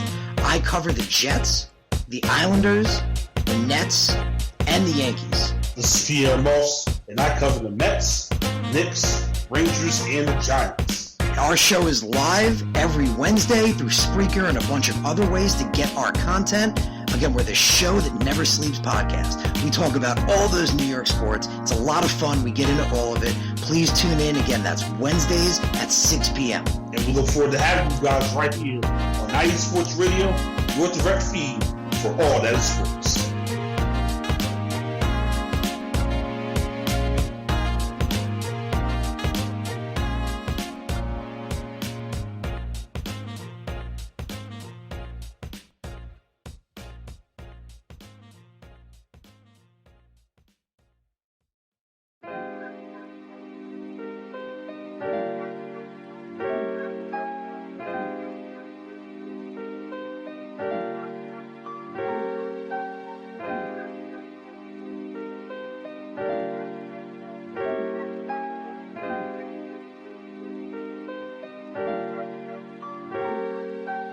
Hello, ladies and gentlemen. My name is Davidson. It's your boy, the Tarius Lava. And we are the hosts of Fast Break here on IE Sports Radio, where we discuss everything in the world of basketball from prep to the pros. You guys should definitely check us out, man.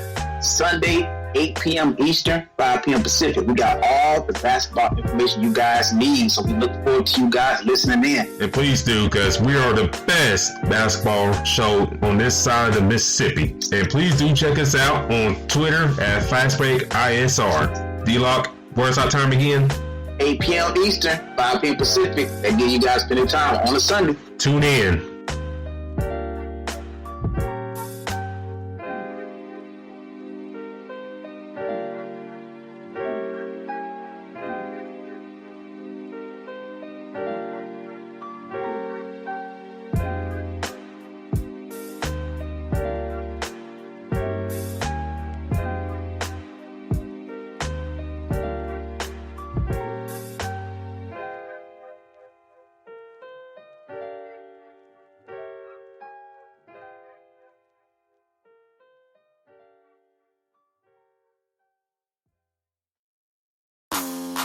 Ladies and gentlemen, hear me and hear me good. If you like sports, then you like the Wait a Minute Show. If you like comedy, then you like the Wait a Minute Show. If you like a different opinion coming from a different angle, then you like the Wait a Minute Show. So join me Saturday, 8 p.m. Eastern Standard Time with your host, Jelani J.B. Bodie. And of course, my man Lopan on the WaitAMinuteShow.com. Ain't that right, Lopan?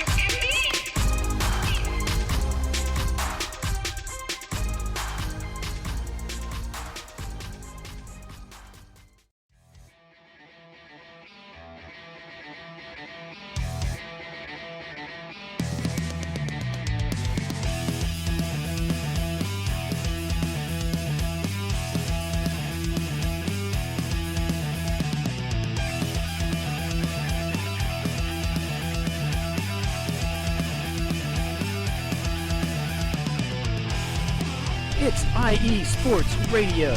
It is your direct feed for all that is sports.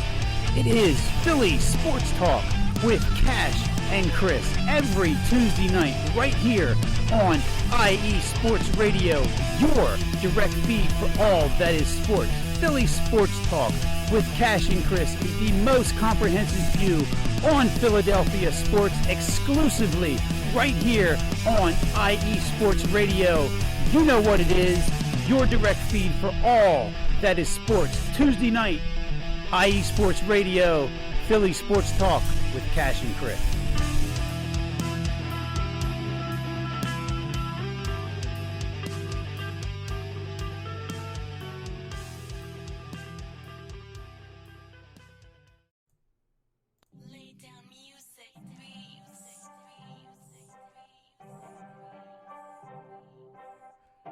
Hey, what's up, BS3 sports fans? If you love listening to the BS3 Sports Show, check out the weekend wrap-up every Monday at 12:15 Central Time, 1:15 Eastern, recapping the weekend in sports like you never heard it before. Comedy, interactive chat room, it's a must-listen. Weekend wrap-up on Spreaker.com. Part of the X Squad. Check it out. You won't be disappointed.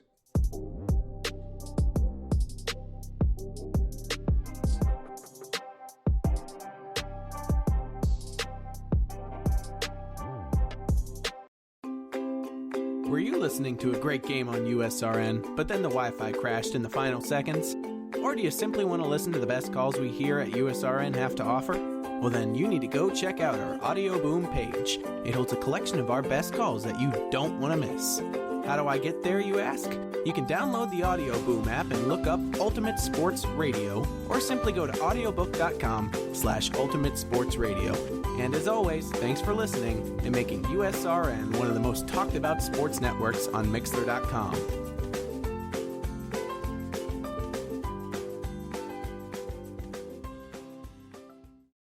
Are you a fan of the best teams in the Buckeye State? Then this is a show for you. This is the State of Ohio Sports, where I, your host, Andrew Higginbotham, will bring you all the professional news as well as all things college from Northeast Ohio and Cleveland, all the way down to Southwest Ohio and Cincinnati, and even in the heart of the state in the state capital of Columbus. So if this sounds like the show for you, check out the State of Ohio Sports show every Friday at 2 p.m. Eastern Time, 11 a.m. Pacific on IE Sports Radio, your direct feed for all that is sports. Welcome back, football fans. All right, y'all. We are officially halfway through AFC North Day. It is the final day of 8 divisions in 8 days, and of course, the finale of AFC week for this season. We talked Ravens, we talked Steelers, and now it's time to head to Ohio and finish out with the Browns and Bengals. Well, here we are, y'all, as we are now in the awesome city of Cleveland, Ohio, with an awesome dude who loves talking about his teams very much so, here on IE Sports Radio with the state of Ohio sports. And oh yeah, he's kind of a soccer guy too, as he talks tons of soccer on the Soccer Scoreboard show. Ladies and gentlemen, he is the head of the IE Sports Radio news team, and he does so much here at the station that we are all so grateful for. Here to help me talk about them Cleveland Browns, ladies and gentlemen, by way of Ohio, and once again, overall die-hard Cleveland Browns fan, ladies and gentlemen, the one, the only, Mr. Andrew Hagenbaugh. What's going on, Andrew? How you doing today, brother? I'm doing fantastic, Larry. How you doing today? I'm doing the best I can, trust me. It's Sunday, by the way, of course. A lot of these interviews are being recorded on Sunday. I'm just over here, just draining myself, recording about 1,000 interviews for the AFC this week. That's what I'm doing. How about you? I mean, I feel the same way. Listen, I've been waiting on this Deshaun news forever and ever, and I just want it to be done. So, you know what? I can totally see that. So, with that said, brother, let's get on into it, man. The Cleveland Browns. Well, first things first, let's go ahead and take a look at the AFC North. Man, it's such a great division, man. Lots of fun. As I always say, the division where you have to play defense on offense in order to win, because you have to freaking hit so dang hard there. It's amazing. But you guys last year, not the best, but certainly not the worst. A very competitive division, of course. Bengals at 10-7, Steelers 9-7-1. You guys went to 8-9, and the Ravens were also at 8-9. So it goes to show you how strong this division really is. And man, you guys were so close yet so far, missing the playoffs. But man, what a year! The Browns last year, courtesy, by the way, schedule here, courtesy of FBschedules.com. 8-9 overall, 3-3 in the AFC North. You guys will start out with a loss to the Kansas City Chiefs. Then you guys will go on a nice little 3-game win streak there over Houston, Chicago, and Minnesota. You guys will drop 2 to the Chargers and the Arizona Cardinals. You defeated the Broncos, lost to the Steelers.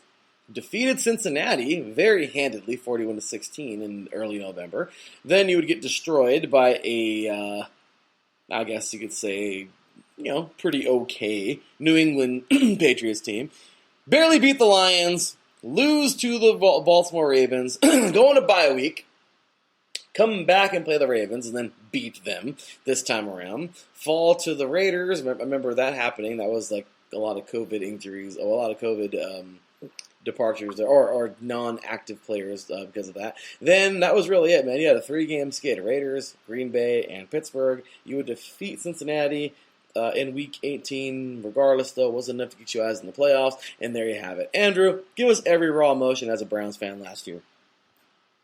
I mean, it was everything that you said. It was very up and down. I mean, there's times where we're like, oh, we're going to bring this back. We're going to do this. And then next thing you know, it's like, we're going to be one of the worst teams in the league again. And, it's just up and down every single year in Cleveland. We don't know what we're going to get.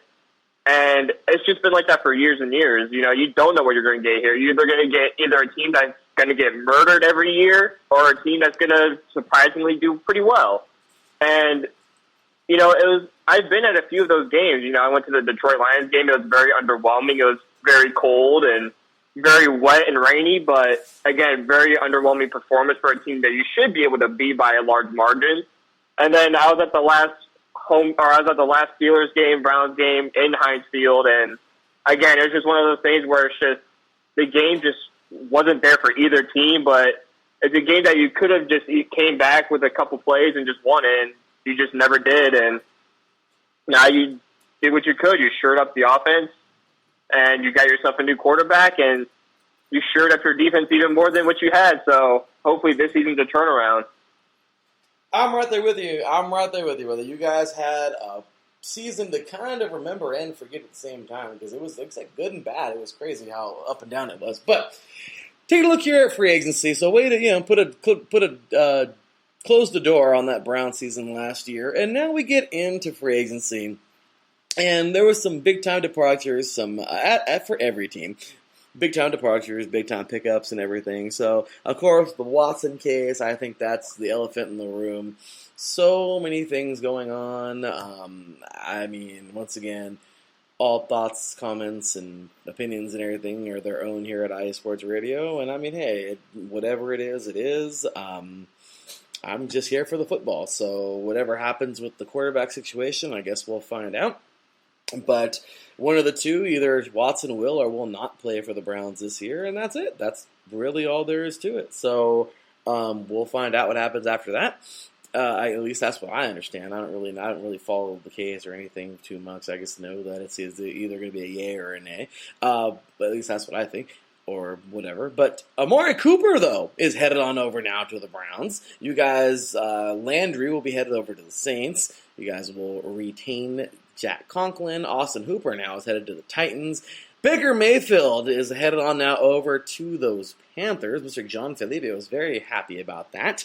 As we talked about that last week in NFC week, we had here, let's see here, Troy Hill headed on over to the Rams. Brissett is now coming over to the Browns. So many pickups and move-arounds and everything like that. Just too many of them to go over. So you can do that for us here, Andrew. Andrew, what were your thoughts on free agency this year for the Browns? I thought a lot of what we did was necessary. You got rid of guys who you thought were kind of harmful to the team. From the reports here, Baker Mayfield was very, quote-unquote, childish and immature in the locker rooms and stuff like that. And, from other reports, he was placing blame on everyone else except for himself and stuff like that. So people saw him as, as we say in sports, the locker room, cancer, stuff like that. He was sure to be gone after those reports came out and stuff like that. Then obviously Austin Hooper, who we signed from Atlanta, who was very good for the Falcons, one of the top 3 tight ends in the league, and then he comes here and, has hands of stone and couldn't catch a thing. And so we released him and let him go. And, I thought bringing in a new quarterback in Deshaun Watson was needed, but obviously with all those pending civil lawsuits, stuff like that, all that stuff going on. And, obviously I heard before training camp that we're supposed to hear a notice on whether he's going to be suspended or not. And we'll deal with that when the time comes, obviously, because that could be this week, next week, whenever. But, I thought all the moves were necessary. Getting Jacoby Brissett as a backup, I think he's a very underrated backup quarterback in the NFL. I think people underrate him a lot. I think he's what will fit this system. Obviously, we're going with the system that, that we have a mobile quarterback. You have to have another guy as a backup who can run the same plays and stuff like that. So we let go of Case Keenum. I think he went to Buffalo, so we allowed Jacoby Brissett to come here, so that way, we can run the same plays and have the same playbook. We don't have to change things. But I thought a lot of these moves were very necessary, and especially, too, like I said, on the defensive side, this defense is now more shored up. We went from, I think, the first half of the season as like a mid-table defense until the end of the season we were a top-tier defense, and I think we're going to go into the season as more of a top-tier defense, and, it depends on what we can do on the offense. Can we score the points?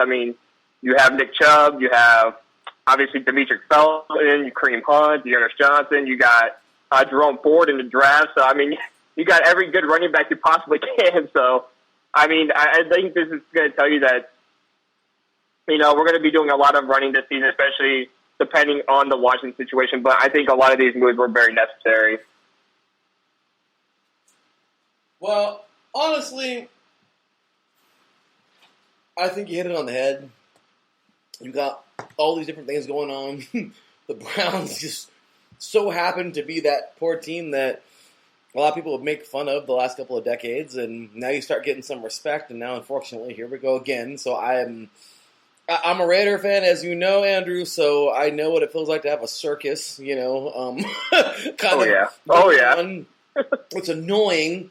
And all you can do is, wish anybody involved the best and just all best wishes in every case for everybody, no matter what no matter what, in any positive way. But I get it. There's a lot of things going on, and it's just kind of having to wait to see who's going where and what's doing, who's doing what. So, with that said, I guess a little bit more of a positive talk we can have is that draft. Andrew, you guys, man, you know what? It wasn't, there were no first or second rounders. But the guys that you did pick up, I think you got quality. I really do. That you guys got up Martin Emerson, corner out of Mississippi State. He's a solid guy. He's not this first round top 10 pick kind of guy, but the guy is a pretty solid player. Mississippi State, not, certainly an SEC cornerback who can play. Alex Wright, a defensive end out of UAB, a couple third-round guys right there, as well as David Bell, wide receiver out of Purdue, a guy that a lot of people were high on and liked him a lot. Terrion Winfrey, defensive tackle out of Oklahoma, solid player there. Cade York, you guys got a kicker out of LSU. I mean, you guys got a lot of solid pickups, man, honestly. Jerome Ford, running back out of Cincinnati, a lot of people were very high on him this year. He was a big part of that reason why Cincinnati was so solid, and I think you can tell us all. Of course, you're the host of our Ohio sports show here, so I think you're very familiar with that guy, and he's staying home in the state of Ohio. I don't know if he was born and raised there, but I do know that he isn't going far from his colleagues. So, honestly, I thought you guys had a pretty okay draft. What do you think? What do you think, Andrew? How do you think you guys are drafting with this year? I mean, with a team that had no first or second round draft picks, I agree. I mean, and this is not for me to be a homer or anything, but I think we had a very solid draft as well. I mean, you mentioned first Martin Emerson, the corner from Mississippi State. I mean, he ranked 11th in forced incompletions. He had 16 pass breakups. He had an 89.6 coverage grade, which was the highest by any SEC cornerback since 2020. So, I mean, he sounds like a very locked up corner to fit with Denzel Ward and Greedy Williams and all the other guys that we have. And so I think he could fit along with those guys just fine. Alex Wright, I thought he was solid. He had 11.5 sacks, in his career at UAB, 91 tackles, again, a few pass breakups, 3 forced fumbles, 2 fumble recoveries. I mean, again, I think very solid there. And then you come to Jerome Ford, again, a guy who's played very well for Cincinnati. Like you said, a key part of that run that they had to the playoffs. The college football playoffs, you go towards, David Bell, who was my favorite pick in this draft because, you get another young, good wide receiver. And from what I've heard, he's yet to drop a pass in training camp or in, training all throughout his time in Cleveland so far. So that sounds like good news that he hasn't dropped the ball yet. So we love that. And you have Isaiah Thomas, in the 7th round, who I think is going to be very underrated. I liked him a lot from Oklahoma. And then, Cade York, you needed a kicker for these last few years because, mind you, the Browns lost a lot of these games the last few years by a field goal or less. Mm-hmm. So, you got a kicker. You did what the Bengals did, They got Evan McPherson and out of the draft, and look how well he came out. He did very well, and he's won them some games. And the Browns said, you know what? Instead of getting a bunch of random free agents, let's just go out and just draft the guy, see how he does. And so far, he's been doing very well, including nailing like a 4-yard field goal in practice not too long ago. So he's looking very good, too. That is awesome, man. Great news there. See, that's what I'm talking about. Good news out of a place that, hasn't really had a lot of good news as of late. I like that. I think that was pretty good. So that's awesome stuff, man. And I think you guys really have a solid team to build on right now. Overall, I mean, this Browns team has pieces. Okay? I mean, seriously, I really think it does have pieces. You can take a look at it. Once again, the worst teams last year, worst, quotation marks, were you guys and the Ravens, and you both went 8 and 9. That says a lot. I mean, my gosh, how do you say that this team is trash or they're bad or whatever? No, looking at their depth chart, courtesy of ourlads.com.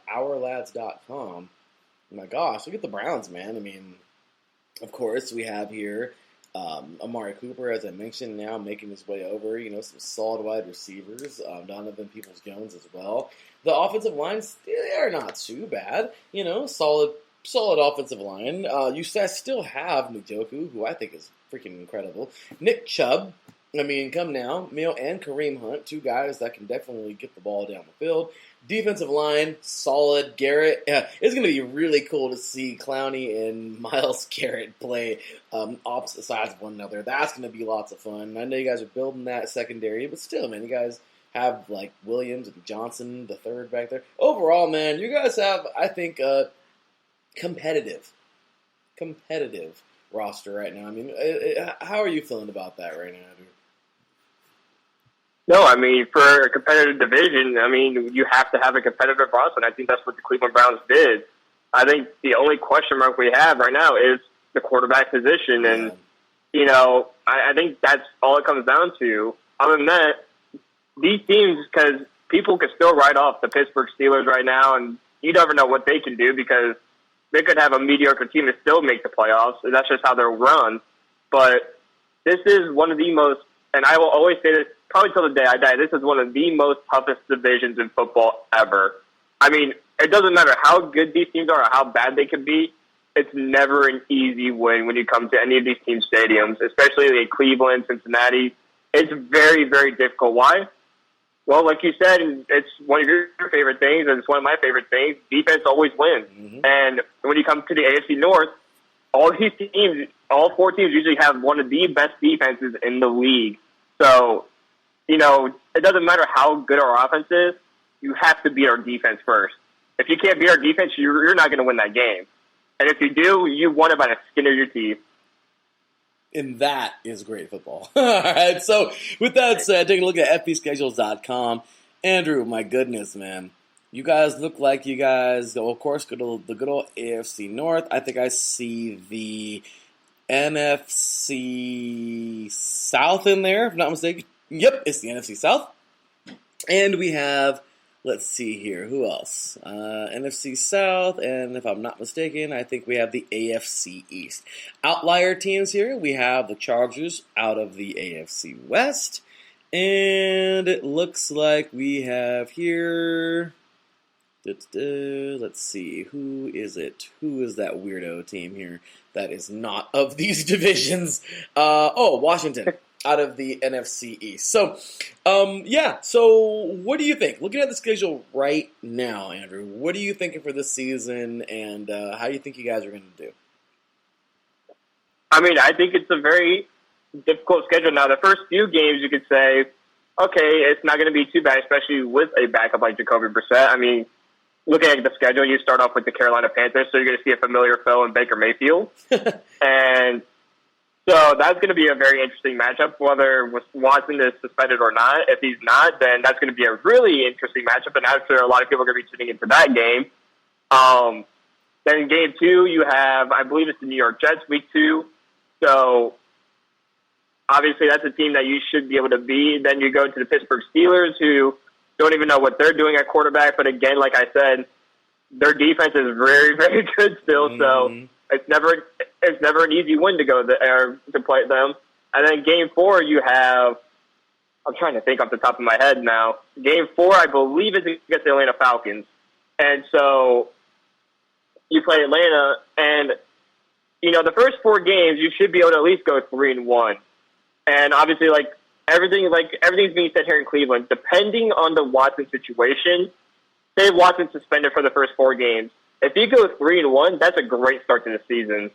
Because then you get Watson for the next few games, which are very difficult because you go to you have the Chargers coming here, then the Patriots, and then you go to Baltimore, and then you have the Bengals. So those are 4 games that are not easy to win. Definitely not easy to win. So, and then obviously you have Miami, Buffalo, and Tampa Bay to come out. So, if Watson comes back for those games, then you hope he comes back around that time. But it's going to be very, very difficult. I think this is a team that could at least make a wild card appearance like we did a couple of years ago. And I think that's the hope right now, is that with everything going on right now, is let's just focus on making at least a wild card. If we can make a wild card, then we'll start talking, reassurance for the next season of, okay, we can make the playoffs now, and then stuff like that going forward. But I think right now the consensus is, let's just have a solid season. Let's get everybody used to each other. And if we can make the wild card, perfect. That's the consensus right now. I think that is about as realistic as it gets. Great job, man. And, well, we've reached that segment that everybody loves because, well, it's fun. And you know what's coming, Andrew. This segment has really blown up this year, especially with our new TikTok and everything. It has been a lot of fun. So thank you to everybody who has enjoyed it all this time. And, well, here comes another one, you guys. Andrew, you love to hate 3 other teams, and the best part is they love to hate you back. That's really awesome. So, with that said, man, the other 3 teams in your division, you know who they are. Let us know how you think they're going to do this season, and oh yeah, you can also tell us how you really feel about them. With that said, you could be nice and respectful, you could be mean and ugly, or a combination of both. With that said, you got 2 minutes on the clock. Andrew, stick it to them. Well, let's start off with the team that went to the Super Bowl, the Cincinnati Bengals. Now, in my vision, everyone is overhyping them quite a bit, I think personally, they have a better chance of having the same year Jacksonville did in 2016-17 when they made the AFC Championship game, and then the next year they went 3-13 after going 13-3. I think that's more likely than the fact that they make a second Super Bowl in a row. But they did strip their offensive line, so I'll give them credit for that. And they are looking pretty good, especially on the defensive side of the ball where they, again, once struggled a little bit. So is the playoffs attainable? Absolutely. But do they have a chance to go back-to-back Super Bowls? I don't think so. Not a chance. And like I said, I think there's more of a chance of them going 3-13 and pulling off what they did or what Jacksonville did than they do with making the Super Bowl. The Pittsburgh Steelers, they're finally figuring out what the Browns have been dealing with for the last 2 decades. What the heck are we going to do at quarterback? Are we going to have Kenny Pickett starting? Are we going to have Mitch Trubisky starting? Is Mason Rudolph the starter? What are we going to do at quarterback? And now they're panicking like the Cleveland Browns did for the last 20 years. Who the hell is our quarterback? And, again, defense is very good. But you still have to be able to win games on the offensive side of the ball, too. And, as much as I give credit to the defense wins championships, that's always the truest statement I'll ever hear. You still have to put points on the board to win games. So you got to have a quarterback. Baltimore. I mean, Lamar Jackson looks good. He's buffed up. But he's coming off an abysmal season, with injuries, mind you. Is Lamar Jackson finally coming down to earth? He hasn't even signed a contract yet. And he's on his 5th-year option. Is he ever going to sign? Is this the year where he maybe plays a full season without signing? And then what's going to happen? So your quarterback situation is almost just as scary as Pittsburgh's and maybe under the radar. But what's going to happen? Now, I'm sure they're going to lock him up for another 5-6 years. I'm sure of it. But it's kind of question marks when you're giving him contract after contract, and he's not even signing them. He's not sending it back. That's got to be a little bit worrying that he's not signing anything back. So Baltimore, you got to be looking at this like, does he even like us? Why is he not signing the contract that we're giving him? So, again, all these teams look very, very good, really good. But each one of these teams has the opportunity to just crumble with one bad thing happening, and their season is over. So that's my take on everything. Great stuff, man. Andrew Hagenball, ladies and gentlemen. Great stuff, man. Way to go. Way to stick it to the Steelers, man. I feel like you've been waiting to say that. So it's all right, man. I'm done. I'm also a fan of a team that suffers very much. So, brother, I am so happy you were able to join us here today, man. Thank you so much for helping out and making this show great. Thanks again. And, well, there you have it. So, final thing, please let all of these diehard Browns fans know where to find you, man. So you can follow me on my personal Twitter page at Drew Hagenball. And then you obviously have to tune into the State of Ohio Sports Show every single Friday at 2 p.m. Eastern Time. Because if not, what are you doing? That's where you get all of your Browns information and anything else Cleveland-wise. So be sure to check that show out, and be sure to follow the State of Ohio sports page at State of OHISR, where I'll post anything Ohio sports on there, Buckeyes, anything college football, baseball, whatever. Anything if it's in Ohio, I'll tweet about it. Even if it's food, I'll tweet about it. Follow me on the Soccer Scoreboard Show, at Soccer SSISR on Twitter as well. Obviously, I talk a lot of soccer. I have a show tonight at 10 p.m. Eastern Time, as this is on a Sunday. So Sunday, 10 p.m. EST. Be sure you check out some soccer, the other football, the real football that we talk about. So be sure you go in and check that out. And I truly appreciate you bringing me on, Larry. It's always a great time when I get to talk football with you. Brother, I am so glad you were able to make it here today, and thank you so much. Yes, that was a lot of fun, and as always, please make sure you go check out Andrew everywhere, man. This guy's all over the place. Definitely big on TikTok. Just great dude, man. So thanks again, Andrew. Appreciate all of your help today, and appreciate you previewing those Browns, man. So, hey, all the best to you guys this year. And hey, brother, thanks again. We appreciate you. Thank you for all you do here at IE Sports Radio. Have you a great rest of your day, a great week, man. God bless you and your family. Take care, and we'll talk to you soon. Sounds good, Larry. We'll talk to you soon, too. Take care, brother. Take care. Have a good one, brother. All right, y'all. That was Mr. Andrew Hagenball. Great guy, man. Glad to have him here. And, well, that is going to do it for Browns talk. Well, we have one more team to go. And that, of course, is, my gosh, can you believe it? One more team. And that is the Cincinnati Bengals. Coming up after this, you guys, we are talking to Mr. Christopher Lehman as we finish off with the Cincinnati Bengals, and we put a lid on this year's 8 Divisions in 8 Days. You're listening to 3 and Out, 8 Divisions in 8 Days, the conclusion of AFC Week, talking AFC North, right here on IE Sports Radio, your direct feed for all that is sports. We'll be right back talking Bengals after this.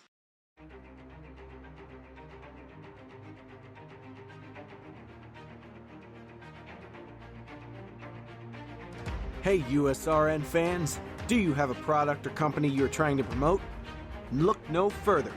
USRN is teaming up with small local businesses trying to establish themselves via online promotion. Let us know if you're interested.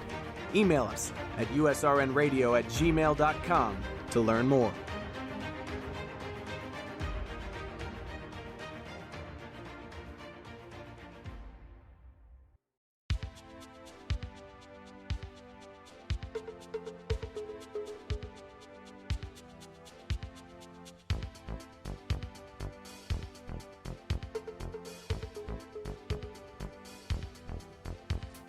What's up, sports fans? Are you looking for the latest on Northern California sports?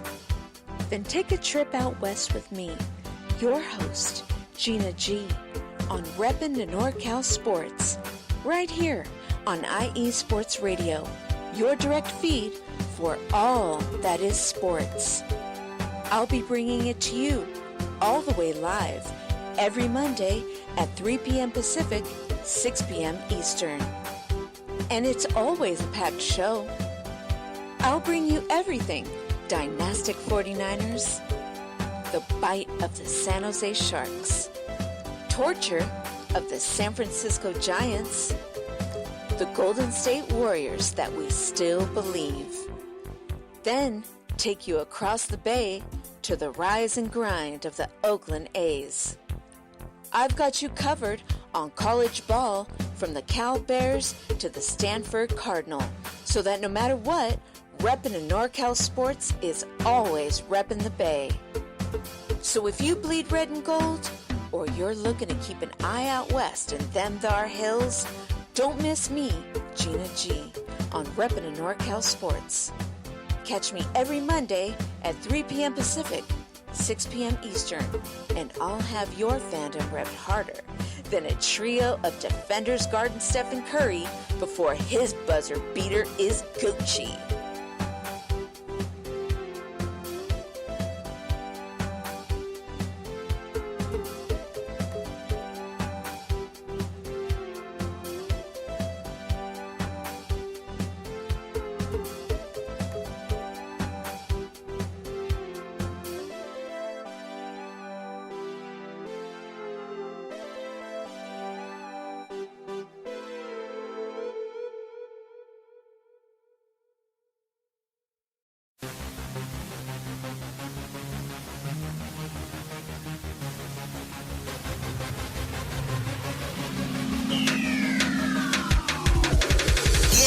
everybody? This is Darren Rodriguez. Are you a fan of volleyball? Are you a fan of Thunderous Spikes? Then I have the show for you, Set Point, where I cover NCAA men's and women's volleyball, high school boys and girls volleyball, beach volleyball, and even professional volleyball. Catch the action every week here on IE Sports Radio, your direct feed for all that is sports.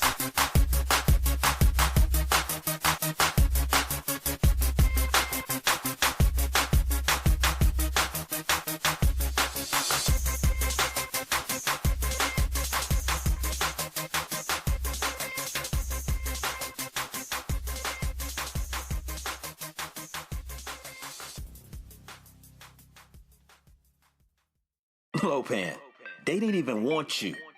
Heck, they didn't even want me. But you know what? Right about now, they have no choice. Looking for the real sports talk? Talk that's for us, the people? Look no further. The Wait a Minute Show, a prime time sports comedy cocktail that tucks you in at night. Join me and Lopan Wednesdays at 9 p.m. Eastern Standard Time on the 2livestewsradio.com and Saturday, 8 p.m. Eastern Standard Time on the Wait a Minute Show.com. Sounds like a plan to me. Ain't that right, Lopan? Indeed.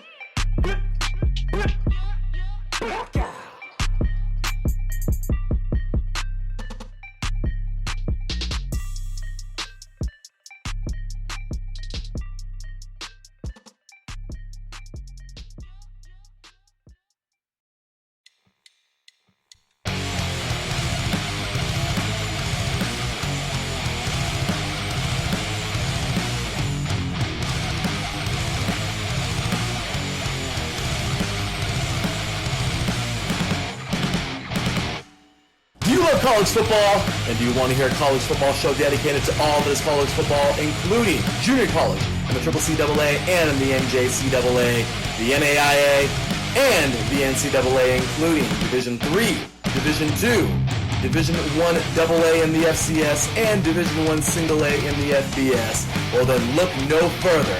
Join myself, Larry B., and my colleagues, Mr. H-Town Blake Henley, and Mr. Christian Espinoza, each week during the college football season for the latest in college football on 3 and Out College Edition, right here on IE Sports Radio, your direct feed for all that is sports. Welcome back, football fans. Here we are in the conclusion of AFC Week. You're listening to 3 and Out, 8 divisions in 8 days.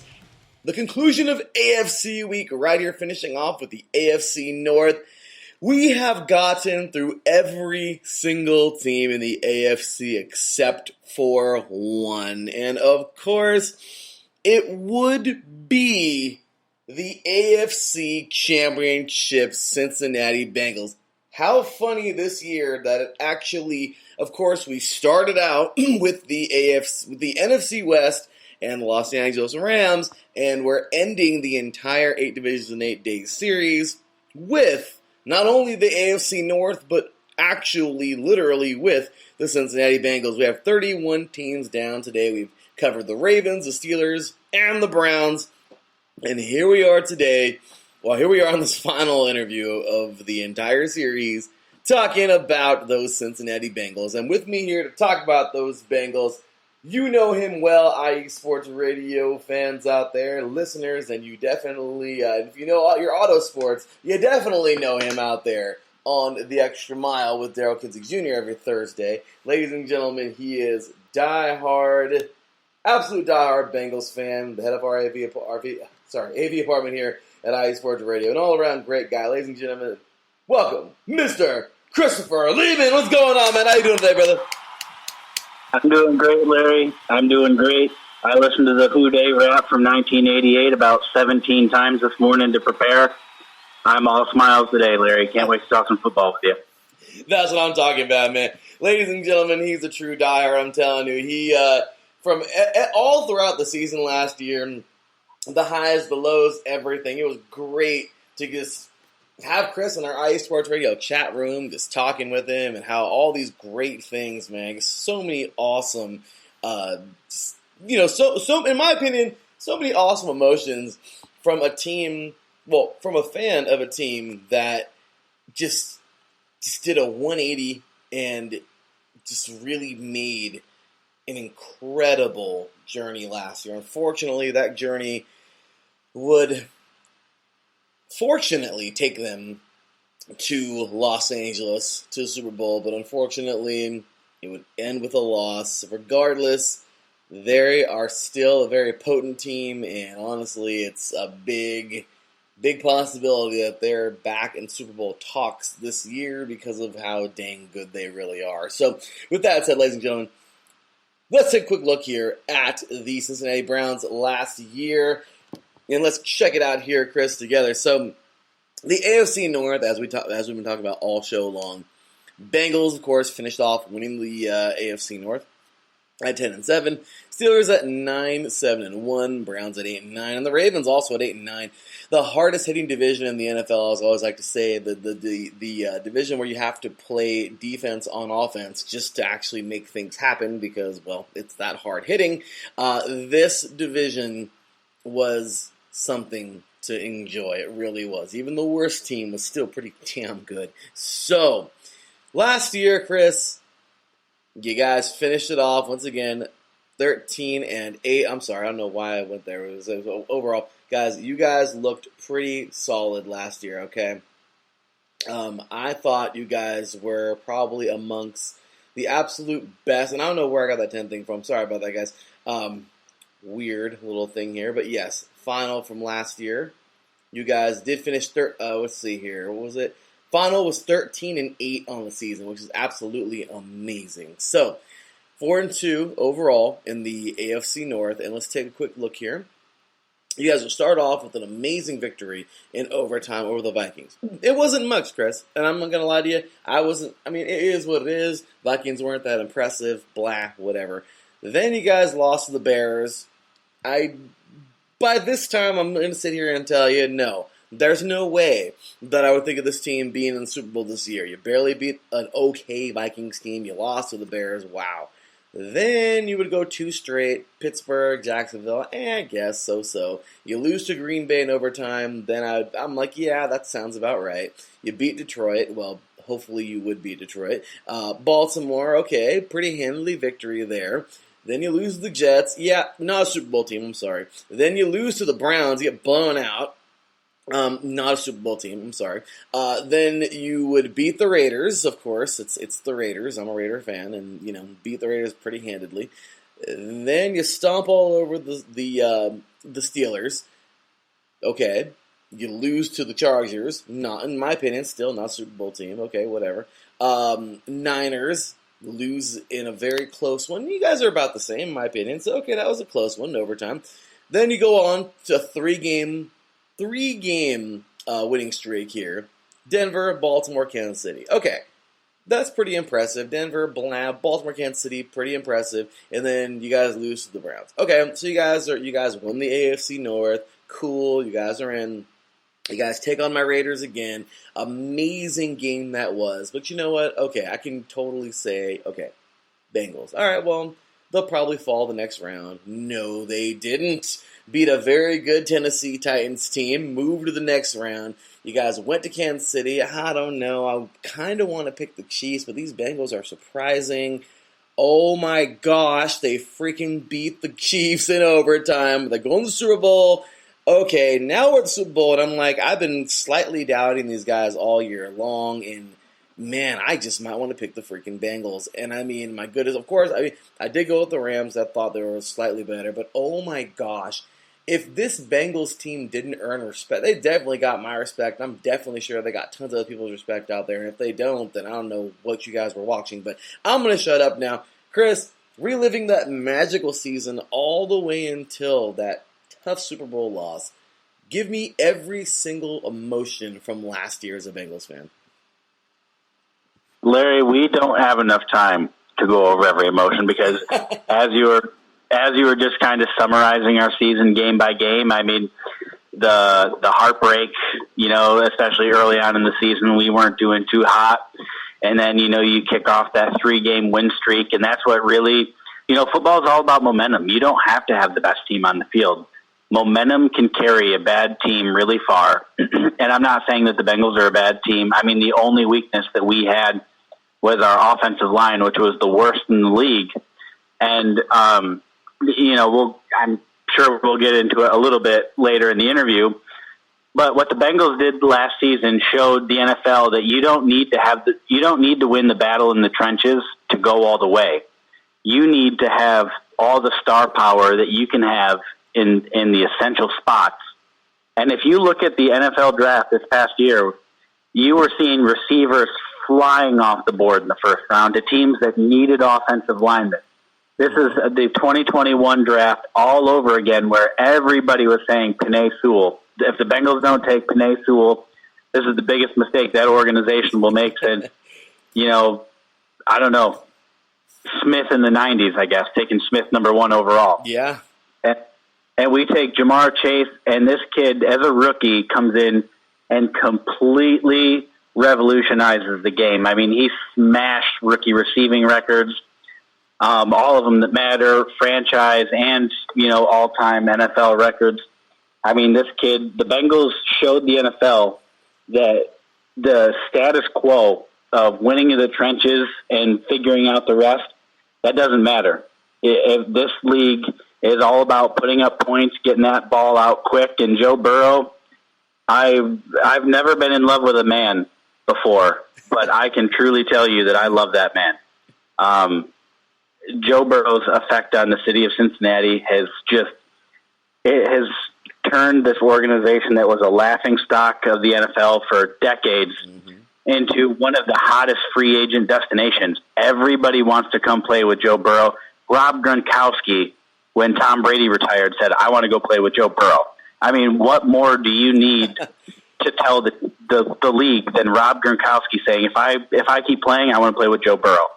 What more can you really say about that kid than what the league already knows and truly believes? That is amazing to even hear. I didn't even know that. That's awesome, man. And yeah, I mean, Joe's the man. He is a guy who is loved in the state of Louisiana. I mean, he is just they certainly loved everything about him, just the way he carried himself, who he was as a person. And then on the field, I mean, you just you read a lot of stuff and everything, just kind of see the interviews and see like how much they loved him down there. And I just thought it was amazing how like that transferred. He's still loved in Louisiana, but now in Cincinnati, it's like literally the same exact thing. And it's funny because he didn't change a damn thing. He played exactly how he played in college. He's carrying himself the same exact way he did in college. I mean, at least from what I can see. But the guy is amazing. And honestly, man, you guys have a guy there for a long time. So you're absolutely right, too. I know, as a Raider fan, what it's like to be the laughingstock of the NFL. And, yeah, I mean, you guys have certainly had your time with that, and those days are no more, at least, with this guy at the helm. So, speaking of free agency, good segue there, Mr. Chris, because, well, we closed the door on last year's season, but man, free agency. Let's talk a little bit about this courtesy of overthecap.com. We have here Lyle Collins. Oh boy, if you build it, they will come. How about that? You guys get a pretty solid right tackle coming on in over here. Ted Karras will head on over as well from the Patriots. You have Hayden Hurst from the Falcons, tight end. So you got a couple linemen there, tight end. You guys did have some departures as well. Let's see here. Auden Tate headed over to the Falcons. Darius Phillips going over to my Raiders. We had here, once again, some pretty big. Also, Alex Kappa. I thought that was pretty cool. From one Super Bowl quarterback to another. I thought that was pretty cool of him going from the Buccaneers to the Bengals. Another big-time offensive lineman. So you guys are going to have a stacked offensive line. But overall, some big departures. Larry Ogunjobi going over to the Steelers. Just moves like that. What did you think of free agency this year, Chris? For me personally, I'm pretty neutral on it. I think that we did a great job of getting Joe Burrow protected up front. I mean, we're talking 3 new linemen, starting linemen this year. It's not like we're bringing in camp bodies or anything like we historically have. I mean, we went out and signed 3 guys that are playing good football that are going to be able to step in day one and start and protect Joe Burrow. I mean, Lael Collins, when he came into town, I mean, his free agency was very highly publicized. And when he sent Joe Burrow a text before the news broke, and or actually, I think Joe Burrow texted him after they went out to dinner at Jeff Ruby's Steakhouse, which for anybody, if you're ever in Cincinnati, you need to go out, check out Jeff Ruby's Steakhouse. It's a 3-minute walk from Joe Burrow's house, and he is there all the time. And Joe Burrow texted Lael Collins and said, "Hey, any updates?" And he goes, "Your new bodyguard's here. No one's touching you anymore." Yeah. I mean, that's just, but losing CJ Uzama definitely hurts the heart of the team. I mean, and Larry, you play football and you've been in the locker rooms. You know that a guy that's the heart of the locker room, that's the hype man, and just really brings everybody together. That guy is irreplaceable. Yes. So he wasn't the most productive tight end, but what he did in that locker room, he was the heart and soul of the team, and that's not something that's easily replaced by Hayden Hurst or anybody. I mean, CJ Uzama was truly the heart of that team, and so it was bittersweet. But I think that on the field, his production is replaceable, and most importantly, Joe Burrow is not going to be sacked the most times in playoff history ever again, hopefully. So pretty optimistic, but at the same time, it's tough seeing, the success, because some of your fan favorites like CJ Uzama, and now it's looking increasingly like Jesse Bates. You got to lose those guys, and that's just not fun. That's where it really gets hard as a fan. And but overall, I'm looking forward to next year. I'm with you, Chris. I think that was very well said, and you're right. That's why there's always that thing that's said at every season. This team will never be this team again, and it's true. I mean, you're going to lose, even if you lose one guy, the team is different, unless that guy was a piece of crap. But usually, I mean, regardless speaking, that team will literally never be that team again. But, for all the players, it can just be one piece of the puzzle. I mean, it's the truth, man. I mean, it's just how it goes. And I'm speaking as a player myself with many teams I've been on, so I totally understand that. And yeah, man, especially when you lose somebody that's that much of the heart and soul, I am right there with you, man. I totally understand. So let's take a look here at the draft. Once again, I was one of those who was like, no, you got to protect Burrow. Penei Sewell, what were you guys thinking? But then again, once again, you guys proved. It looks like at that point in time, it was a call to action. Your offensive line stepped up and was like, no, screw that. We don't need somebody else. We are already here. We'll make it happen. And they answered that call. And now look at all the free agent linemen that are coming in. So I love that, man. That was amazing. So looking at the draft, though, from this year, okay, that was last year, skipping on Sewell. This year, first overall pick, Daxton Hill. 31st overall pick, but first round pick for you guys. Daxton Hill, you talk about a strong, mean, tough safety, a guy that could freaking play linebacker, in my opinion.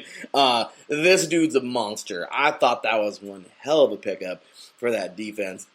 Young man out of Michigan. Cam Taylor-Britt, defensive back out of Nebraska. Once again, you guys are looking to fill that secondary and get some depth in there for sure. You added another guy on the defensive line. Third round pick, Zachary Carter, defensive tackle out of Florida. I mean, and of course we know the later on guys, from smaller schools. I love this pick here in North Dakota State, Cordell Volson, big boy, offensive guard there. But what I do love is that you guys just really focus a lot on that defense. You're trying to put the whole package together. I thought it was great. Chris, what do you think about this draft this year for your Bengals? So I thought that it was a really good draft. I think we did a good mix of filling in the defense and also trying to, get the future rolling as well. The Daxton Hill pick, pretty much, as far as the Bengals groups that I'm in, more or less was the writing on the wall for Jesse Bates. And that's tough because Jesse Bates is a hell of a player. He's a guy that you do not want to lose. But last season, I mean, he only showed up in the playoffs. Yeah.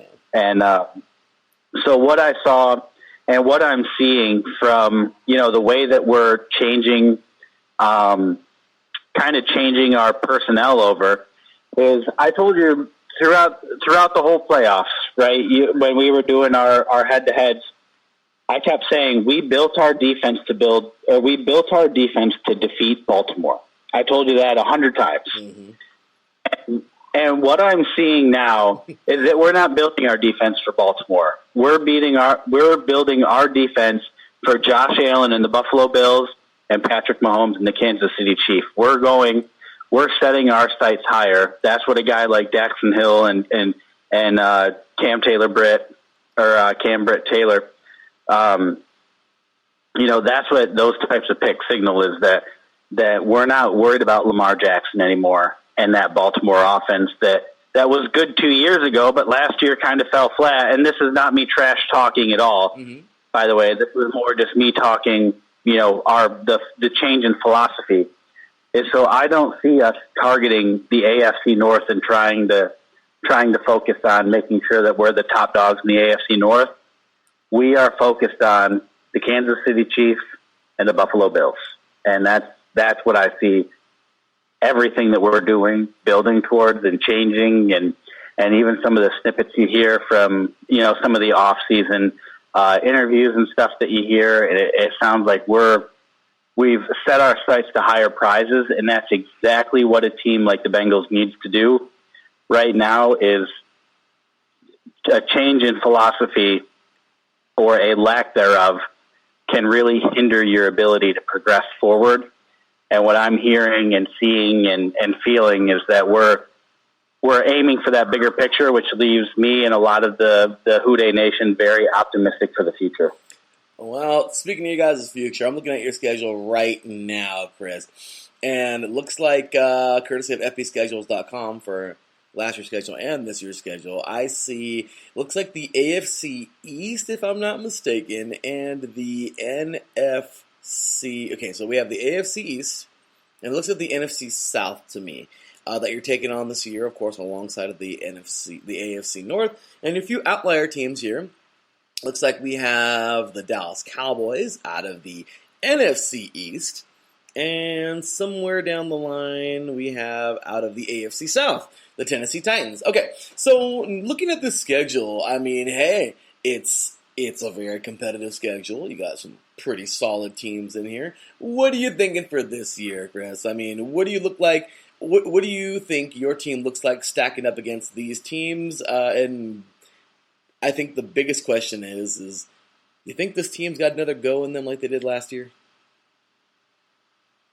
So, looking forward to the future, next season is going to be tough. I mean, that's what happens when you're, the runner-ups to the Super Bowl is you get, especially when they're looking at outlier teams, they're going to give you the tougher ones.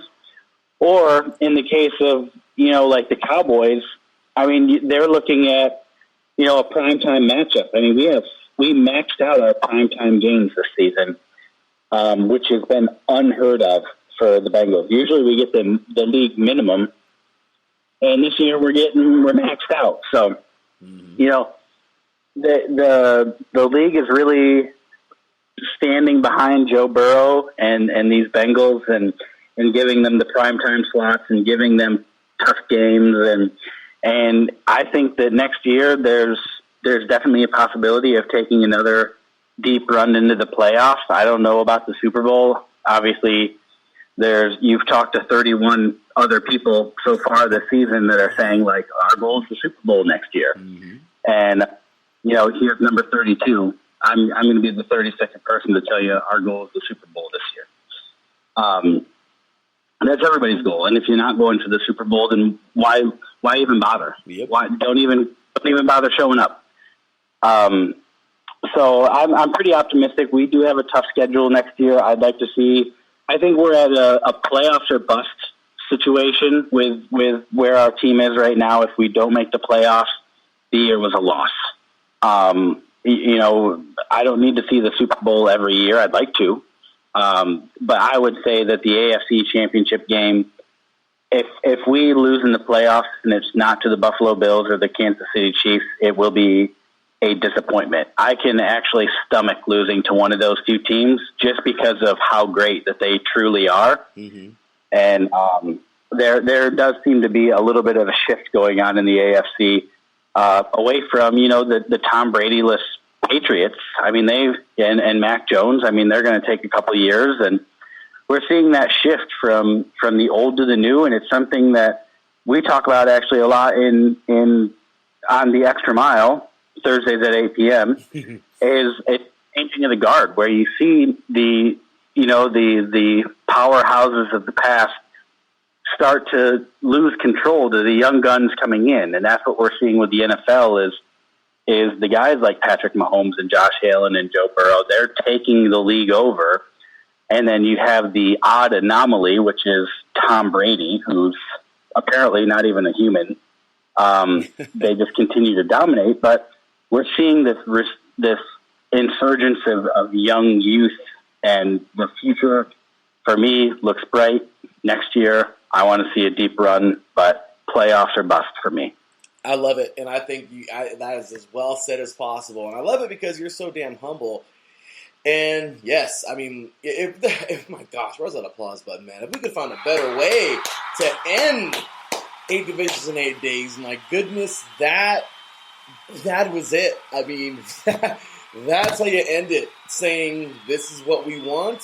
Let's see what we get, what we work for. So I love that. So with that said, Chris Lehman, good sir, you are the last one to go. 31 teams have bashed each other, or 31 fans have bashed each other pretty much. We've had some good ones.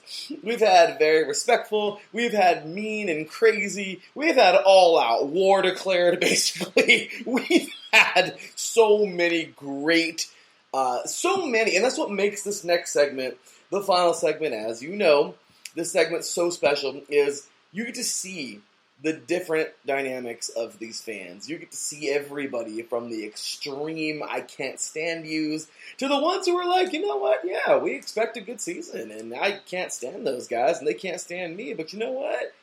We're going to have some good football games, and I respect them, and I could, only hope that some of their fans respect us. I mean, it's incredible. That's why I love doing this last segment, to really show everybody out there just the different variations of levels of just true diehards. We're not, all the same, and we all think differently, and I don't know. I absolutely love it. So with that said, Chris, you know what time it is, man. You got 2 minutes on the clock. You can talk about these teams, the other 3 teams in your division, however you'd like to. Talk about their season this year. How do you think they're going to do? And, of course, tell us how you really feel. And once again, it could be mean, ugly, nice, respectful, or a mix of the two. 2 minutes on the clock. Chris, stick it to them. So, unlike other teams in our division, specifically looking at the ones not in Ohio, I can be respectful in trash talk. When it comes down to Baltimore, I mean, I see a shift in our team philosophy, and it's clear that we no longer fear you guys. You guys are just another team on the schedule for us. We built our Super Bowl playing defense around stopping you guys, and we did that. And so not even you guys are just another game on the schedule for us. 2 games on the schedule. See you later.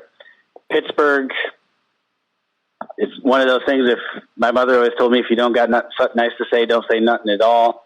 So we're just going to move on from you guys. And then Andrew Hagenball, I love you to death, buddy. I absolutely love you. Respect the hell out of you. So I'm not going to trash the Browns too bad. All I'm going to say is Jacoby Brissett should be starting every game for you guys next season. I don't know what on earth you guys were thinking with Deshaun Watson. Thank you for taking all of the bad PR of Ohio football and just absorbing it all into your guys'. You guys are like the little brother across the street, like the little kid that you kind of beat up on a little bit. And thank you for taking all that bad press away, because I mean, just by comparison, we're in the clear. So, yeah, I mean, I'm not a great trash talker, but because I let the Cincinnati Bengals do all the talking for me. So, on one, I think Baltimore made the playoffs or something, but yeah, we'll see how it goes next season. Maybe I look like a fool for talking too much. Yeah, I guess we'll see you guys in the playoffs maybe. Perfect job as always, Chris. Great stuff, man. Humble guy and awesome stuff as always. So with that said, brother, you know the drill, man. A great way to end it, and certainly a great segment. Great way to end off the entire 8 divisions in 8 days. Team 32 has officially been completed. Chris, you know the drill, brother. Plug all your social media, where everyone can find you. I know you got a laundry list of that stuff, man. So go on ahead, man. The floor is yours. Where can all these diehard Bengals fans find you? All right, so I am on Twitter, which is at FijiSims, FijiSims. That's the only place where I do Bengals-related content, so Bengals fans follow me there. And then for anyone listening, I don't even care if you're a Pittsburgh fan. If you're a fan of motorsports, I'm the guy to follow, along with Daryl Kinsey and Michael Ward, Daryl Kinsey Jr. and Michael Ward. So I am at FijiSims on Twitter, as I already said, but we also have The Extra Mile, which is Extra Mile, IESR, on Twitter, and The Extra Mile Pod on TikTok. So follow us there as well. We got quite a bit of content going on over there. So any fans of motorsports, make sure you give me, Daryl, and Michael a follow, as well as all of our Extra Mile accounts, and then Bengals related stuff. I mean, just follow me at FijiSims, and I do a lot of Bengals related stuff, especially in the season. So look forward to interacting with anybody that chooses to follow me. Great stuff as always, Chris. Hey, brother, I just want to thank you for making the time today. I know it's been kind of crazy and all these, trying to get everything done and get all these interviews done and everything, man. So thank you for helping me out and for just, trying to get the best time that we could together this weekend. I'm glad we could have it. And thanks again for a great interview. And I cannot wait for this to air. Of course, this interview being recorded on Sunday. The show will be on Thursday. So, hey, man, thanks again for everything. Thanks for your great work here at IE Sports Radio. We certainly appreciate you. And we look forward to having you back on 3 and Out very soon this season, man. Yeah, I look forward to it. Thank you, as always, for having me, Larry. And anytime you need someone to do a head-to-head for the Bengals, you know who to call. Hey, absolutely, man. You do a great job every time. We appreciate you, man. Hey, have a wonderful rest of your week. Have a great weekend, man. Great week this week, man. Have a wonderful week at work. I know you're a busy guy as well, man. So keep up everything great. And just once again, appreciate you for all you do here, man. Take care. God bless. We'll talk to you soon, man. Thanks again. Yeah, thanks, Larry. And stop sleeping on the Bengals. That's right. Got you, brother. Talk to you soon. Yeah, we'll see. All right, guys. That was Christopher Lehman. Once again, man, great guy. And, well, that's going to do it for all of these divisions. Well, for all of them. All 32 teams are officially in the books. Can we get a hand clap? When we get back, I will give you my final weigh-in on the AFC North, and we'll wrap it up this year for 8 divisions in 8 days right here on 3 and Out on IE Sports Radio, your direct feed for all that is sports. One more final weigh-in for me, and that's it for the series, and then we're going to get ready for the actual NFL season. With that said, y'all, this is me, your boy Larry B. We're wrapping it up. When we return, we'll be right back to wrap up the AFC North after this. Hi everybody, it's Calvin here from USRN, here to give you an important message. Since 2017, we have done our absolute best to provide you with nothing but the highest quality of sports calls in the greatest of quantity possible. Thanks to you, our station has grown more than we ever thought. That's why, with your help, we would like to grow even further. Just think, twice the amount of your favorite calls, 24 hours of coverage, talk shows, play-by-play, game-by-game analysis, and so much more. That's right, USRN2 is officially in development.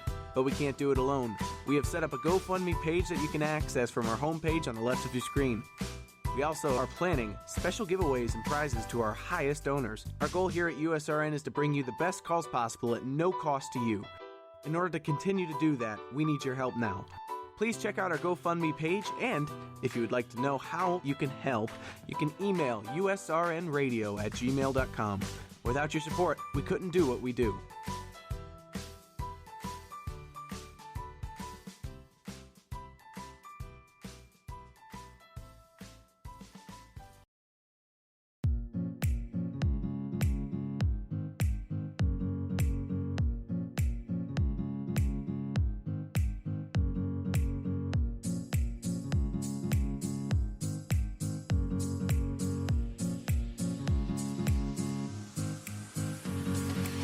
Hey there, sports fans. Are you looking for a sports show that maybe isn't 100% about sports? Then you might want to check out the Sports Couple Perspectives right here on IE Sports Radio, your direct feed for all that is sports. Most sports shows cover only scores and stats, and while we're not opposed to that, we dig a little deeper into sports issues and some of the hottest topics in athletics. In addition to sports, we take a journey through my neck of the woods, pop culture, with movie reviews of both sports and non-sports films. Speaking of pop culture, make sure to participate in our game nights, where we quiz each other on our specialties, and you, the listeners, can win IE Sports Radio apparel. We always have a great time learning more about each other's worlds, one show at a time. So join us each week on the Sports Couple Perspectives, right here on IE Sports Radio, your direct feed for all that is sports.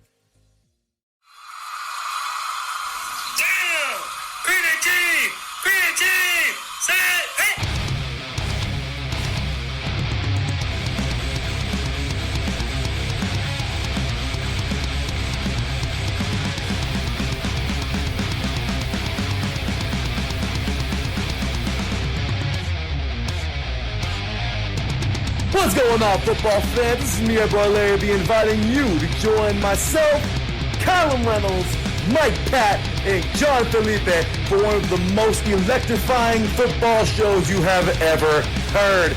3 and Out, right here at IE Sports Radio. Recap of the week before, a preview of what's to come, and of course, 3 hardcore head-to-head prime-time face-offs each week. You don't want to miss it. You most certainly don't want to miss it because, well, guess what? Those are the shows that are coming up next. My goodness, it has been a great 8 divisions in 8 days. Can we get a hand clap? I mean, that was awesome. Big shout out and thank you to every single one of our guests today. That was awesome. And that's it, you guys. We have finished the entire NFL. I can breathe. That was a lot, but you know what? I am definitely excited for this coming season. I mean, we previewed every single team. We talked to every diehard we can talk to. I mean, it was awesome. And I certainly will say that this year's was definitely one of the better. I don't know, last year's was really good too, but this is probably like either the best or the second best 8 divisions in 8 days we've ever had. Once again, I've been doing this for like 4 or 5 years already, on 3 now, something like that, and it has been awesome. And I just want to say thank you to everybody who's been a part of that. You guys have really made this show what it is, and it just continues to get better and better and better. So thank you so very much, you guys. This is, without a doubt, probably the hardest division for me to pick. And I won't even give an explanation because it's just too much to get into. I think I just rather just do it while as I go. So overall, let's get to this first. I actually have another thing for you here before we're out of here today in our last 20 minutes of the show. As you can see, we finished a little bit earlier. And definitely want to get into, once again, like the formatting of the year and all that good stuff and how you can participate and be a part of it and just so many cool things here on 3 and Out and on IE Sports Radio. It's certainly appreciated, every one of you guys, every single week. So with that said, okay. Big shout out to Kale here in the chat room, by the way. Thank you very much for tuning in, brother. And Taryn earlier, thanks for tuning in, brother, on your lunch. Great people just chiming on in, tuning in, and definitely appreciate you all. Well, I definitely appreciate you all. So, all right, you guys. This AFC North is unreal. You have a Bengals team who is... okay, they're good. They're very, very, very good. And taking a look at... because I'm going to look at all of them right now. I'm going to explain to you guys... look once again as I go. So, courtesy of OurLads.com, take a look at the Bengals depth chart. Look at this roster. It's still pretty freaking stacked. And then they added offensive linemen this year. Like, they added what everyone thought they should have went after last year instead of Jamar Chase. Well, as you heard Chris right now say, yeah, well, that's what happens. We didn't get Penei Sewell. We got Jamar Chase, and look what happens. You know, the old school... not old school, but, you know, the recent LSU duo is now in Cincinnati, and it's like, look what's going on, you know? So, we take a look at this, and we see these, I see a pretty solid roster. Look at this offensive line now. Ted Karras is now part of this offensive line. You have Alex Kappa now part of this offensive line. This line got a lot better, okay? I really do think that they had a solid pickup here in the draft with this rookie Cordell Volson, North Dakota State guy. I'm just saying, or Volson, sorry, Cordell Volson. So I mean, this guy can jump in. You know, I don't think he's gonna start, but you know, like I'm just saying, they have some depth, guys. This team led by Joe Burrow, running back Joe Mixon. I mean, it just looks good. It does. Look at the defense. I think they have a solid defense. Uzie, big part of that secondary. Eli Apple, let's see what he does this year. Guys like Von Bell, Jermaine Pratt. Just overall solid. I'm not going to say they're the best defense out there. I don't really think... I don't know. I don't really think... they're going to be... take a look at Kale in the chat room. I don't know what he's getting at there. But yeah, those were the starters. Chase, Higgins, Boyd. Yeah, those are the starters. Kind of crazy, right? So, and they made it with that. So we take a look at that. Okay. And we just continue. We look at the Browns. Okay. And we see a solid... yeah, well, I mean, offensive line is pretty okay. You know, led by Jack Conklin. Really, I mean, couple solid players there on that offensive line, I feel. Jedrick Wills. But overall, I guess I see Amari Cooper, but then I don't really, Donovan Peoples-Jones is, solid and everything, but I don't really see too much more depth here. That's, at least what we've seen, pretty solid. David Njoku, one of the better tight ends in the league, I say, but overall, it really looks like their offense, I don't know, are they going to get Deshaun Watson? What's going to go on with that? Honestly, guys, I haven't even read about that. I don't even know what's going on. I just know he's facing some charges. Won't get into none of that. Not about controversy here at IE Sports Radio, or at least we try not to be. So I have no thoughts or opinions about that, because, whatever, happens, I guess. But I will say that,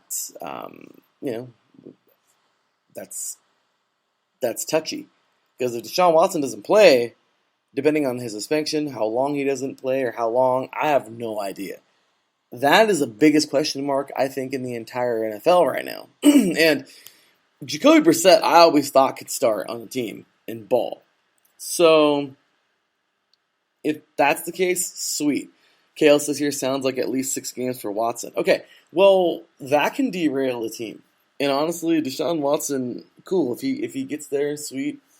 After the 6 games, hey, that's great. But I don't know. I mean, will they go 3-3? Will they have a losing record in those first 6 games? Will they go 0-6? Will they go 1-5? I mean, what I'm saying is I don't know.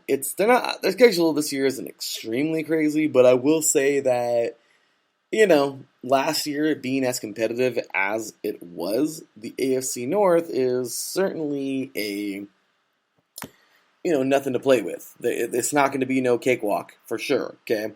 And they're not going to have no simple start to the season and then just plug into Deshaun Watson. They got to gel. They got to make things happen. So that could be very critical. So after that, take a look at the defense. I like Myles Garrett. I like Clowney. It looks good. We're gonna see what their defense can do. The defensive line looks pretty solid. But once again, what do we got going on there? Okay. Next up, I want to take a look at the Ravens. Okay. I'll take a look at the chat box here. Kale says, well, looks like the league could pursue more than that, but NFLPA could appeal to 6 space on Zeke's suspension in the past. Well, there you go. But regardless, what I'm saying is let's take a look at this depth chart, okay, for the Ravens. You still got Lamar Jackson. Incredibly dangerous, okay? Guys are running back that can throw the ball. I mean, seriously. All right. Guy's amazing. What I'm saying is the Ravens, and exactly, Ravens says they're crippled with injuries last year. Ravens are so legit. They are. The Ravens are like the scariest team to me right now because we don't know what they look like, really. Last year's team didn't really get a chance.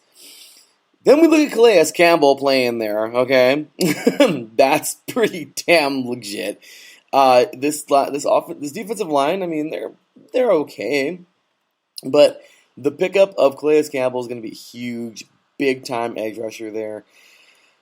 Patrick Queen, a guy that I just love to watch play. Solid athlete here. Kyle Fuller in the secondary, Marlon Humphrey. I don't know. This team to me looks very scary if they can stay healthy.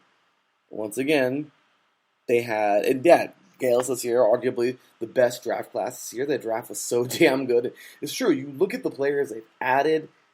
This team looks so good. You'll see where I put them, but yeah, this team looks freaking amazing. Okay, then we get into the Steelers. Mitch Trubisky, is it Mason Rudolph, or is it Kenny Pickett? What's going to happen? This should be a pretty good competition this year in training camp for these guys. We don't know who it's going to be. Najee Harris, Benny Snell, solid running back tandem right there. They have some receivers, Deontay Johnson, solid. Chase Claypool, we've seen him at Notre Dame play very well last year. They got a solid offensive line. Nothing to be like, oh my gosh, they're amazing at, but they're pretty solid, not too bad. Larry Ogunjobi, solid. TJ Watt, solid. Tyson Alualu, if he plays, solid. Says he's out right now. Cameron Hayward, solid. Okay, how's that for a defensive line? All right, I'm just saying. Well, they're the 30 front, but TJ Watt, they like to walk him up. Or Miles Jack, now that you see him, also Alex Highsmith. I'm just saying, they have a pretty damn good defense. All right, Mika Fitzpatrick in the secondary back there. This is a good. In my opinion, this defense is going to win them games. Okay.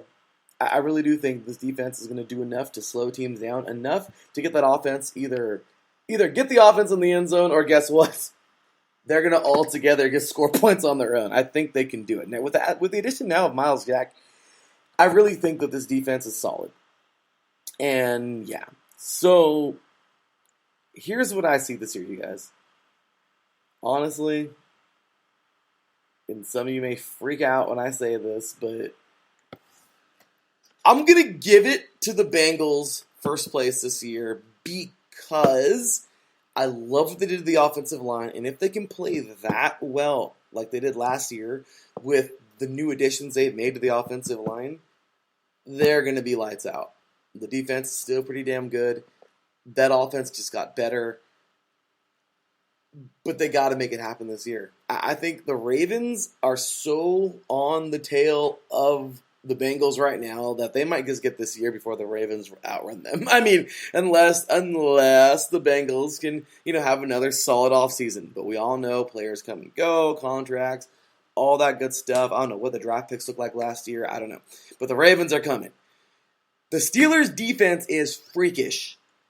If they can get their quarterback going this year, whoever it is, and then add more weapons for them, or even add to that defense next year in the offseason, okay, the Steelers are right back in it.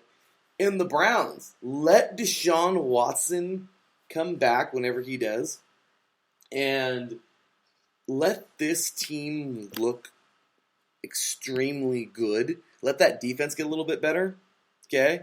Let them let them build some more in the secondary. And I would say, overall, you guys, I just really see this being a very hard division. This, to me right now, my top 3 divisions, of course, I'm going to go number 1, AFC West. That's like right at the tippy top.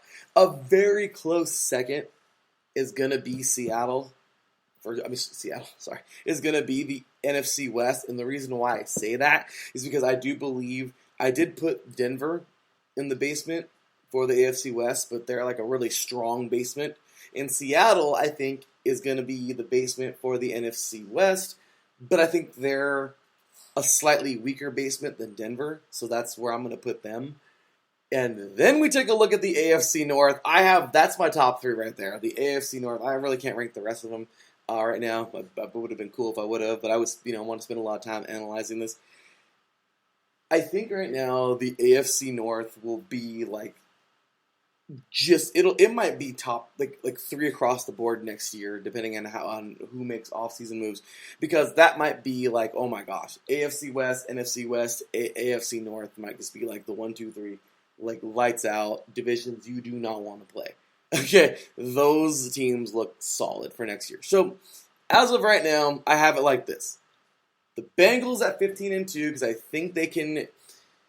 Okay, I'm going to give it to you like this all together because I want to explain why. So I'm going to go Bengals first place. I have them going anywhere between 15-2. That's right, I said it, and 12-5. I have the Ravens between 12-5 and 10-7, depending on what they look like this year.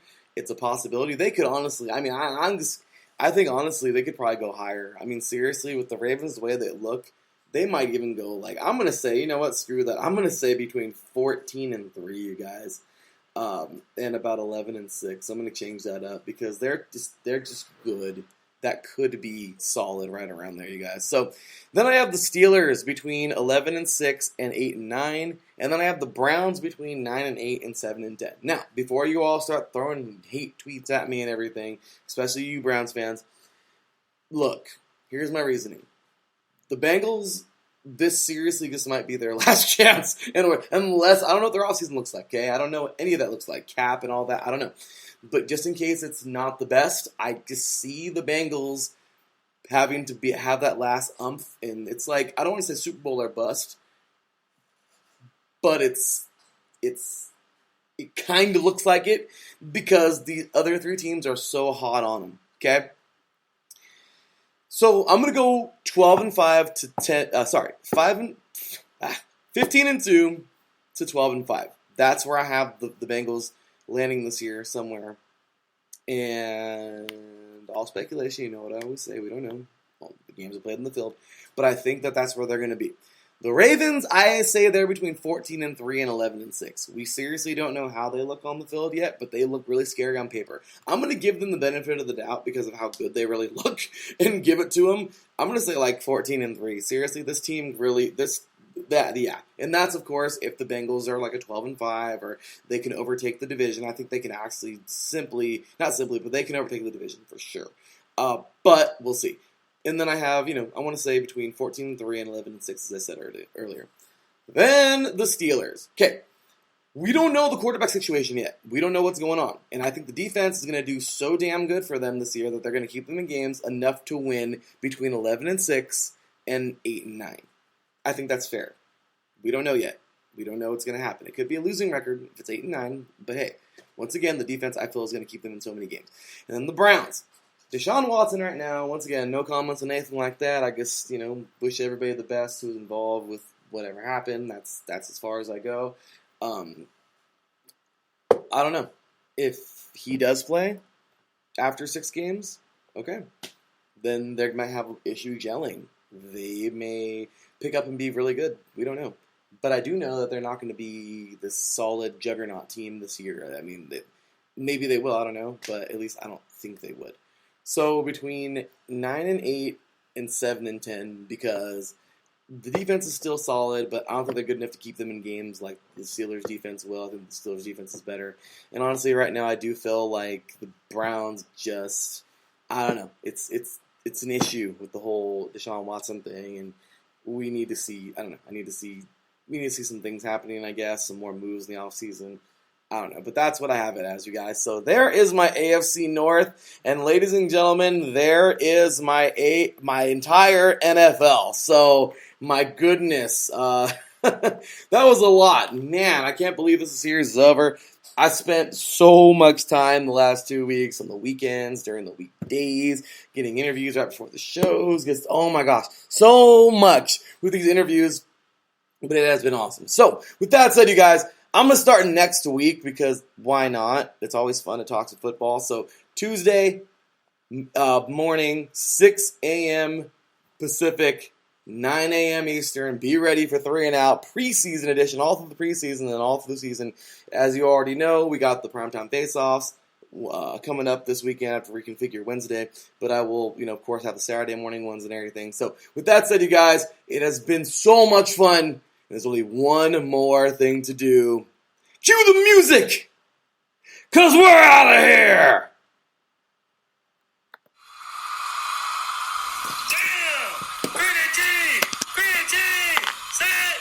Alright, y'all. It has been fun. What a freaking 8 divisions in 8 days. I mean, seriously, you guys, I really enjoyed this. My apologies for the echo right there. I forgot to put my headphones in that last part, but it has been a lot of fun, and I could not thank all of you enough. Every single one of you, all 32 of you who were on this year's 8 Divisions in 8 Days, thank you very much. Thank you to everyone who was just in the chat room. It was awesome. Kale says here in the chat room, Steelers need to sit Pickett a year, let him grow. I agree, that sounds like a good idea, man. So, with that said, you guys, that is going to do it. My goodness, how about that? Let me get a hand clap real quick. We have made it! All 32 teams in the NFL have now been covered here on 3 and Out, 8 Divisions in 8 Days. The conclusion of AFC Week is here, and it has concluded. The conclusion of the conclusion of 8 Divisions in 8 Days has concluded. Well, that's it. Now, what are we going to do? We're going to let these teams play out there. We're going to let them get through training camp, and we're going to let them play. And that's what's going to go down. Once again, August 2nd, my late father's birthday, rest in peace. It's an everlasting peace. I will be live, of course, coming up Tuesday. Once again, have a little bit of time for you guys. 6 a.m. Pacific time, 6:30 a.m. Pacific time, 9:30 a.m.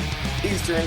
1 hour show will run all the way through the season, starting on August 2nd, all the way through the playoffs. And it's going to be fun, you guys.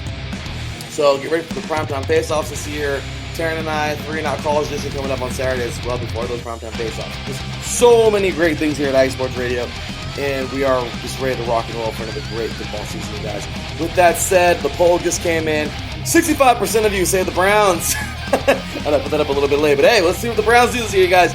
25% of you say the Baltimore Ravens, and 5% of you say the Steelers, and 5% of you say the Bengals. So, all right, thank you all for voting. All 20 of you, we appreciate you. And, well, there it is, you guys.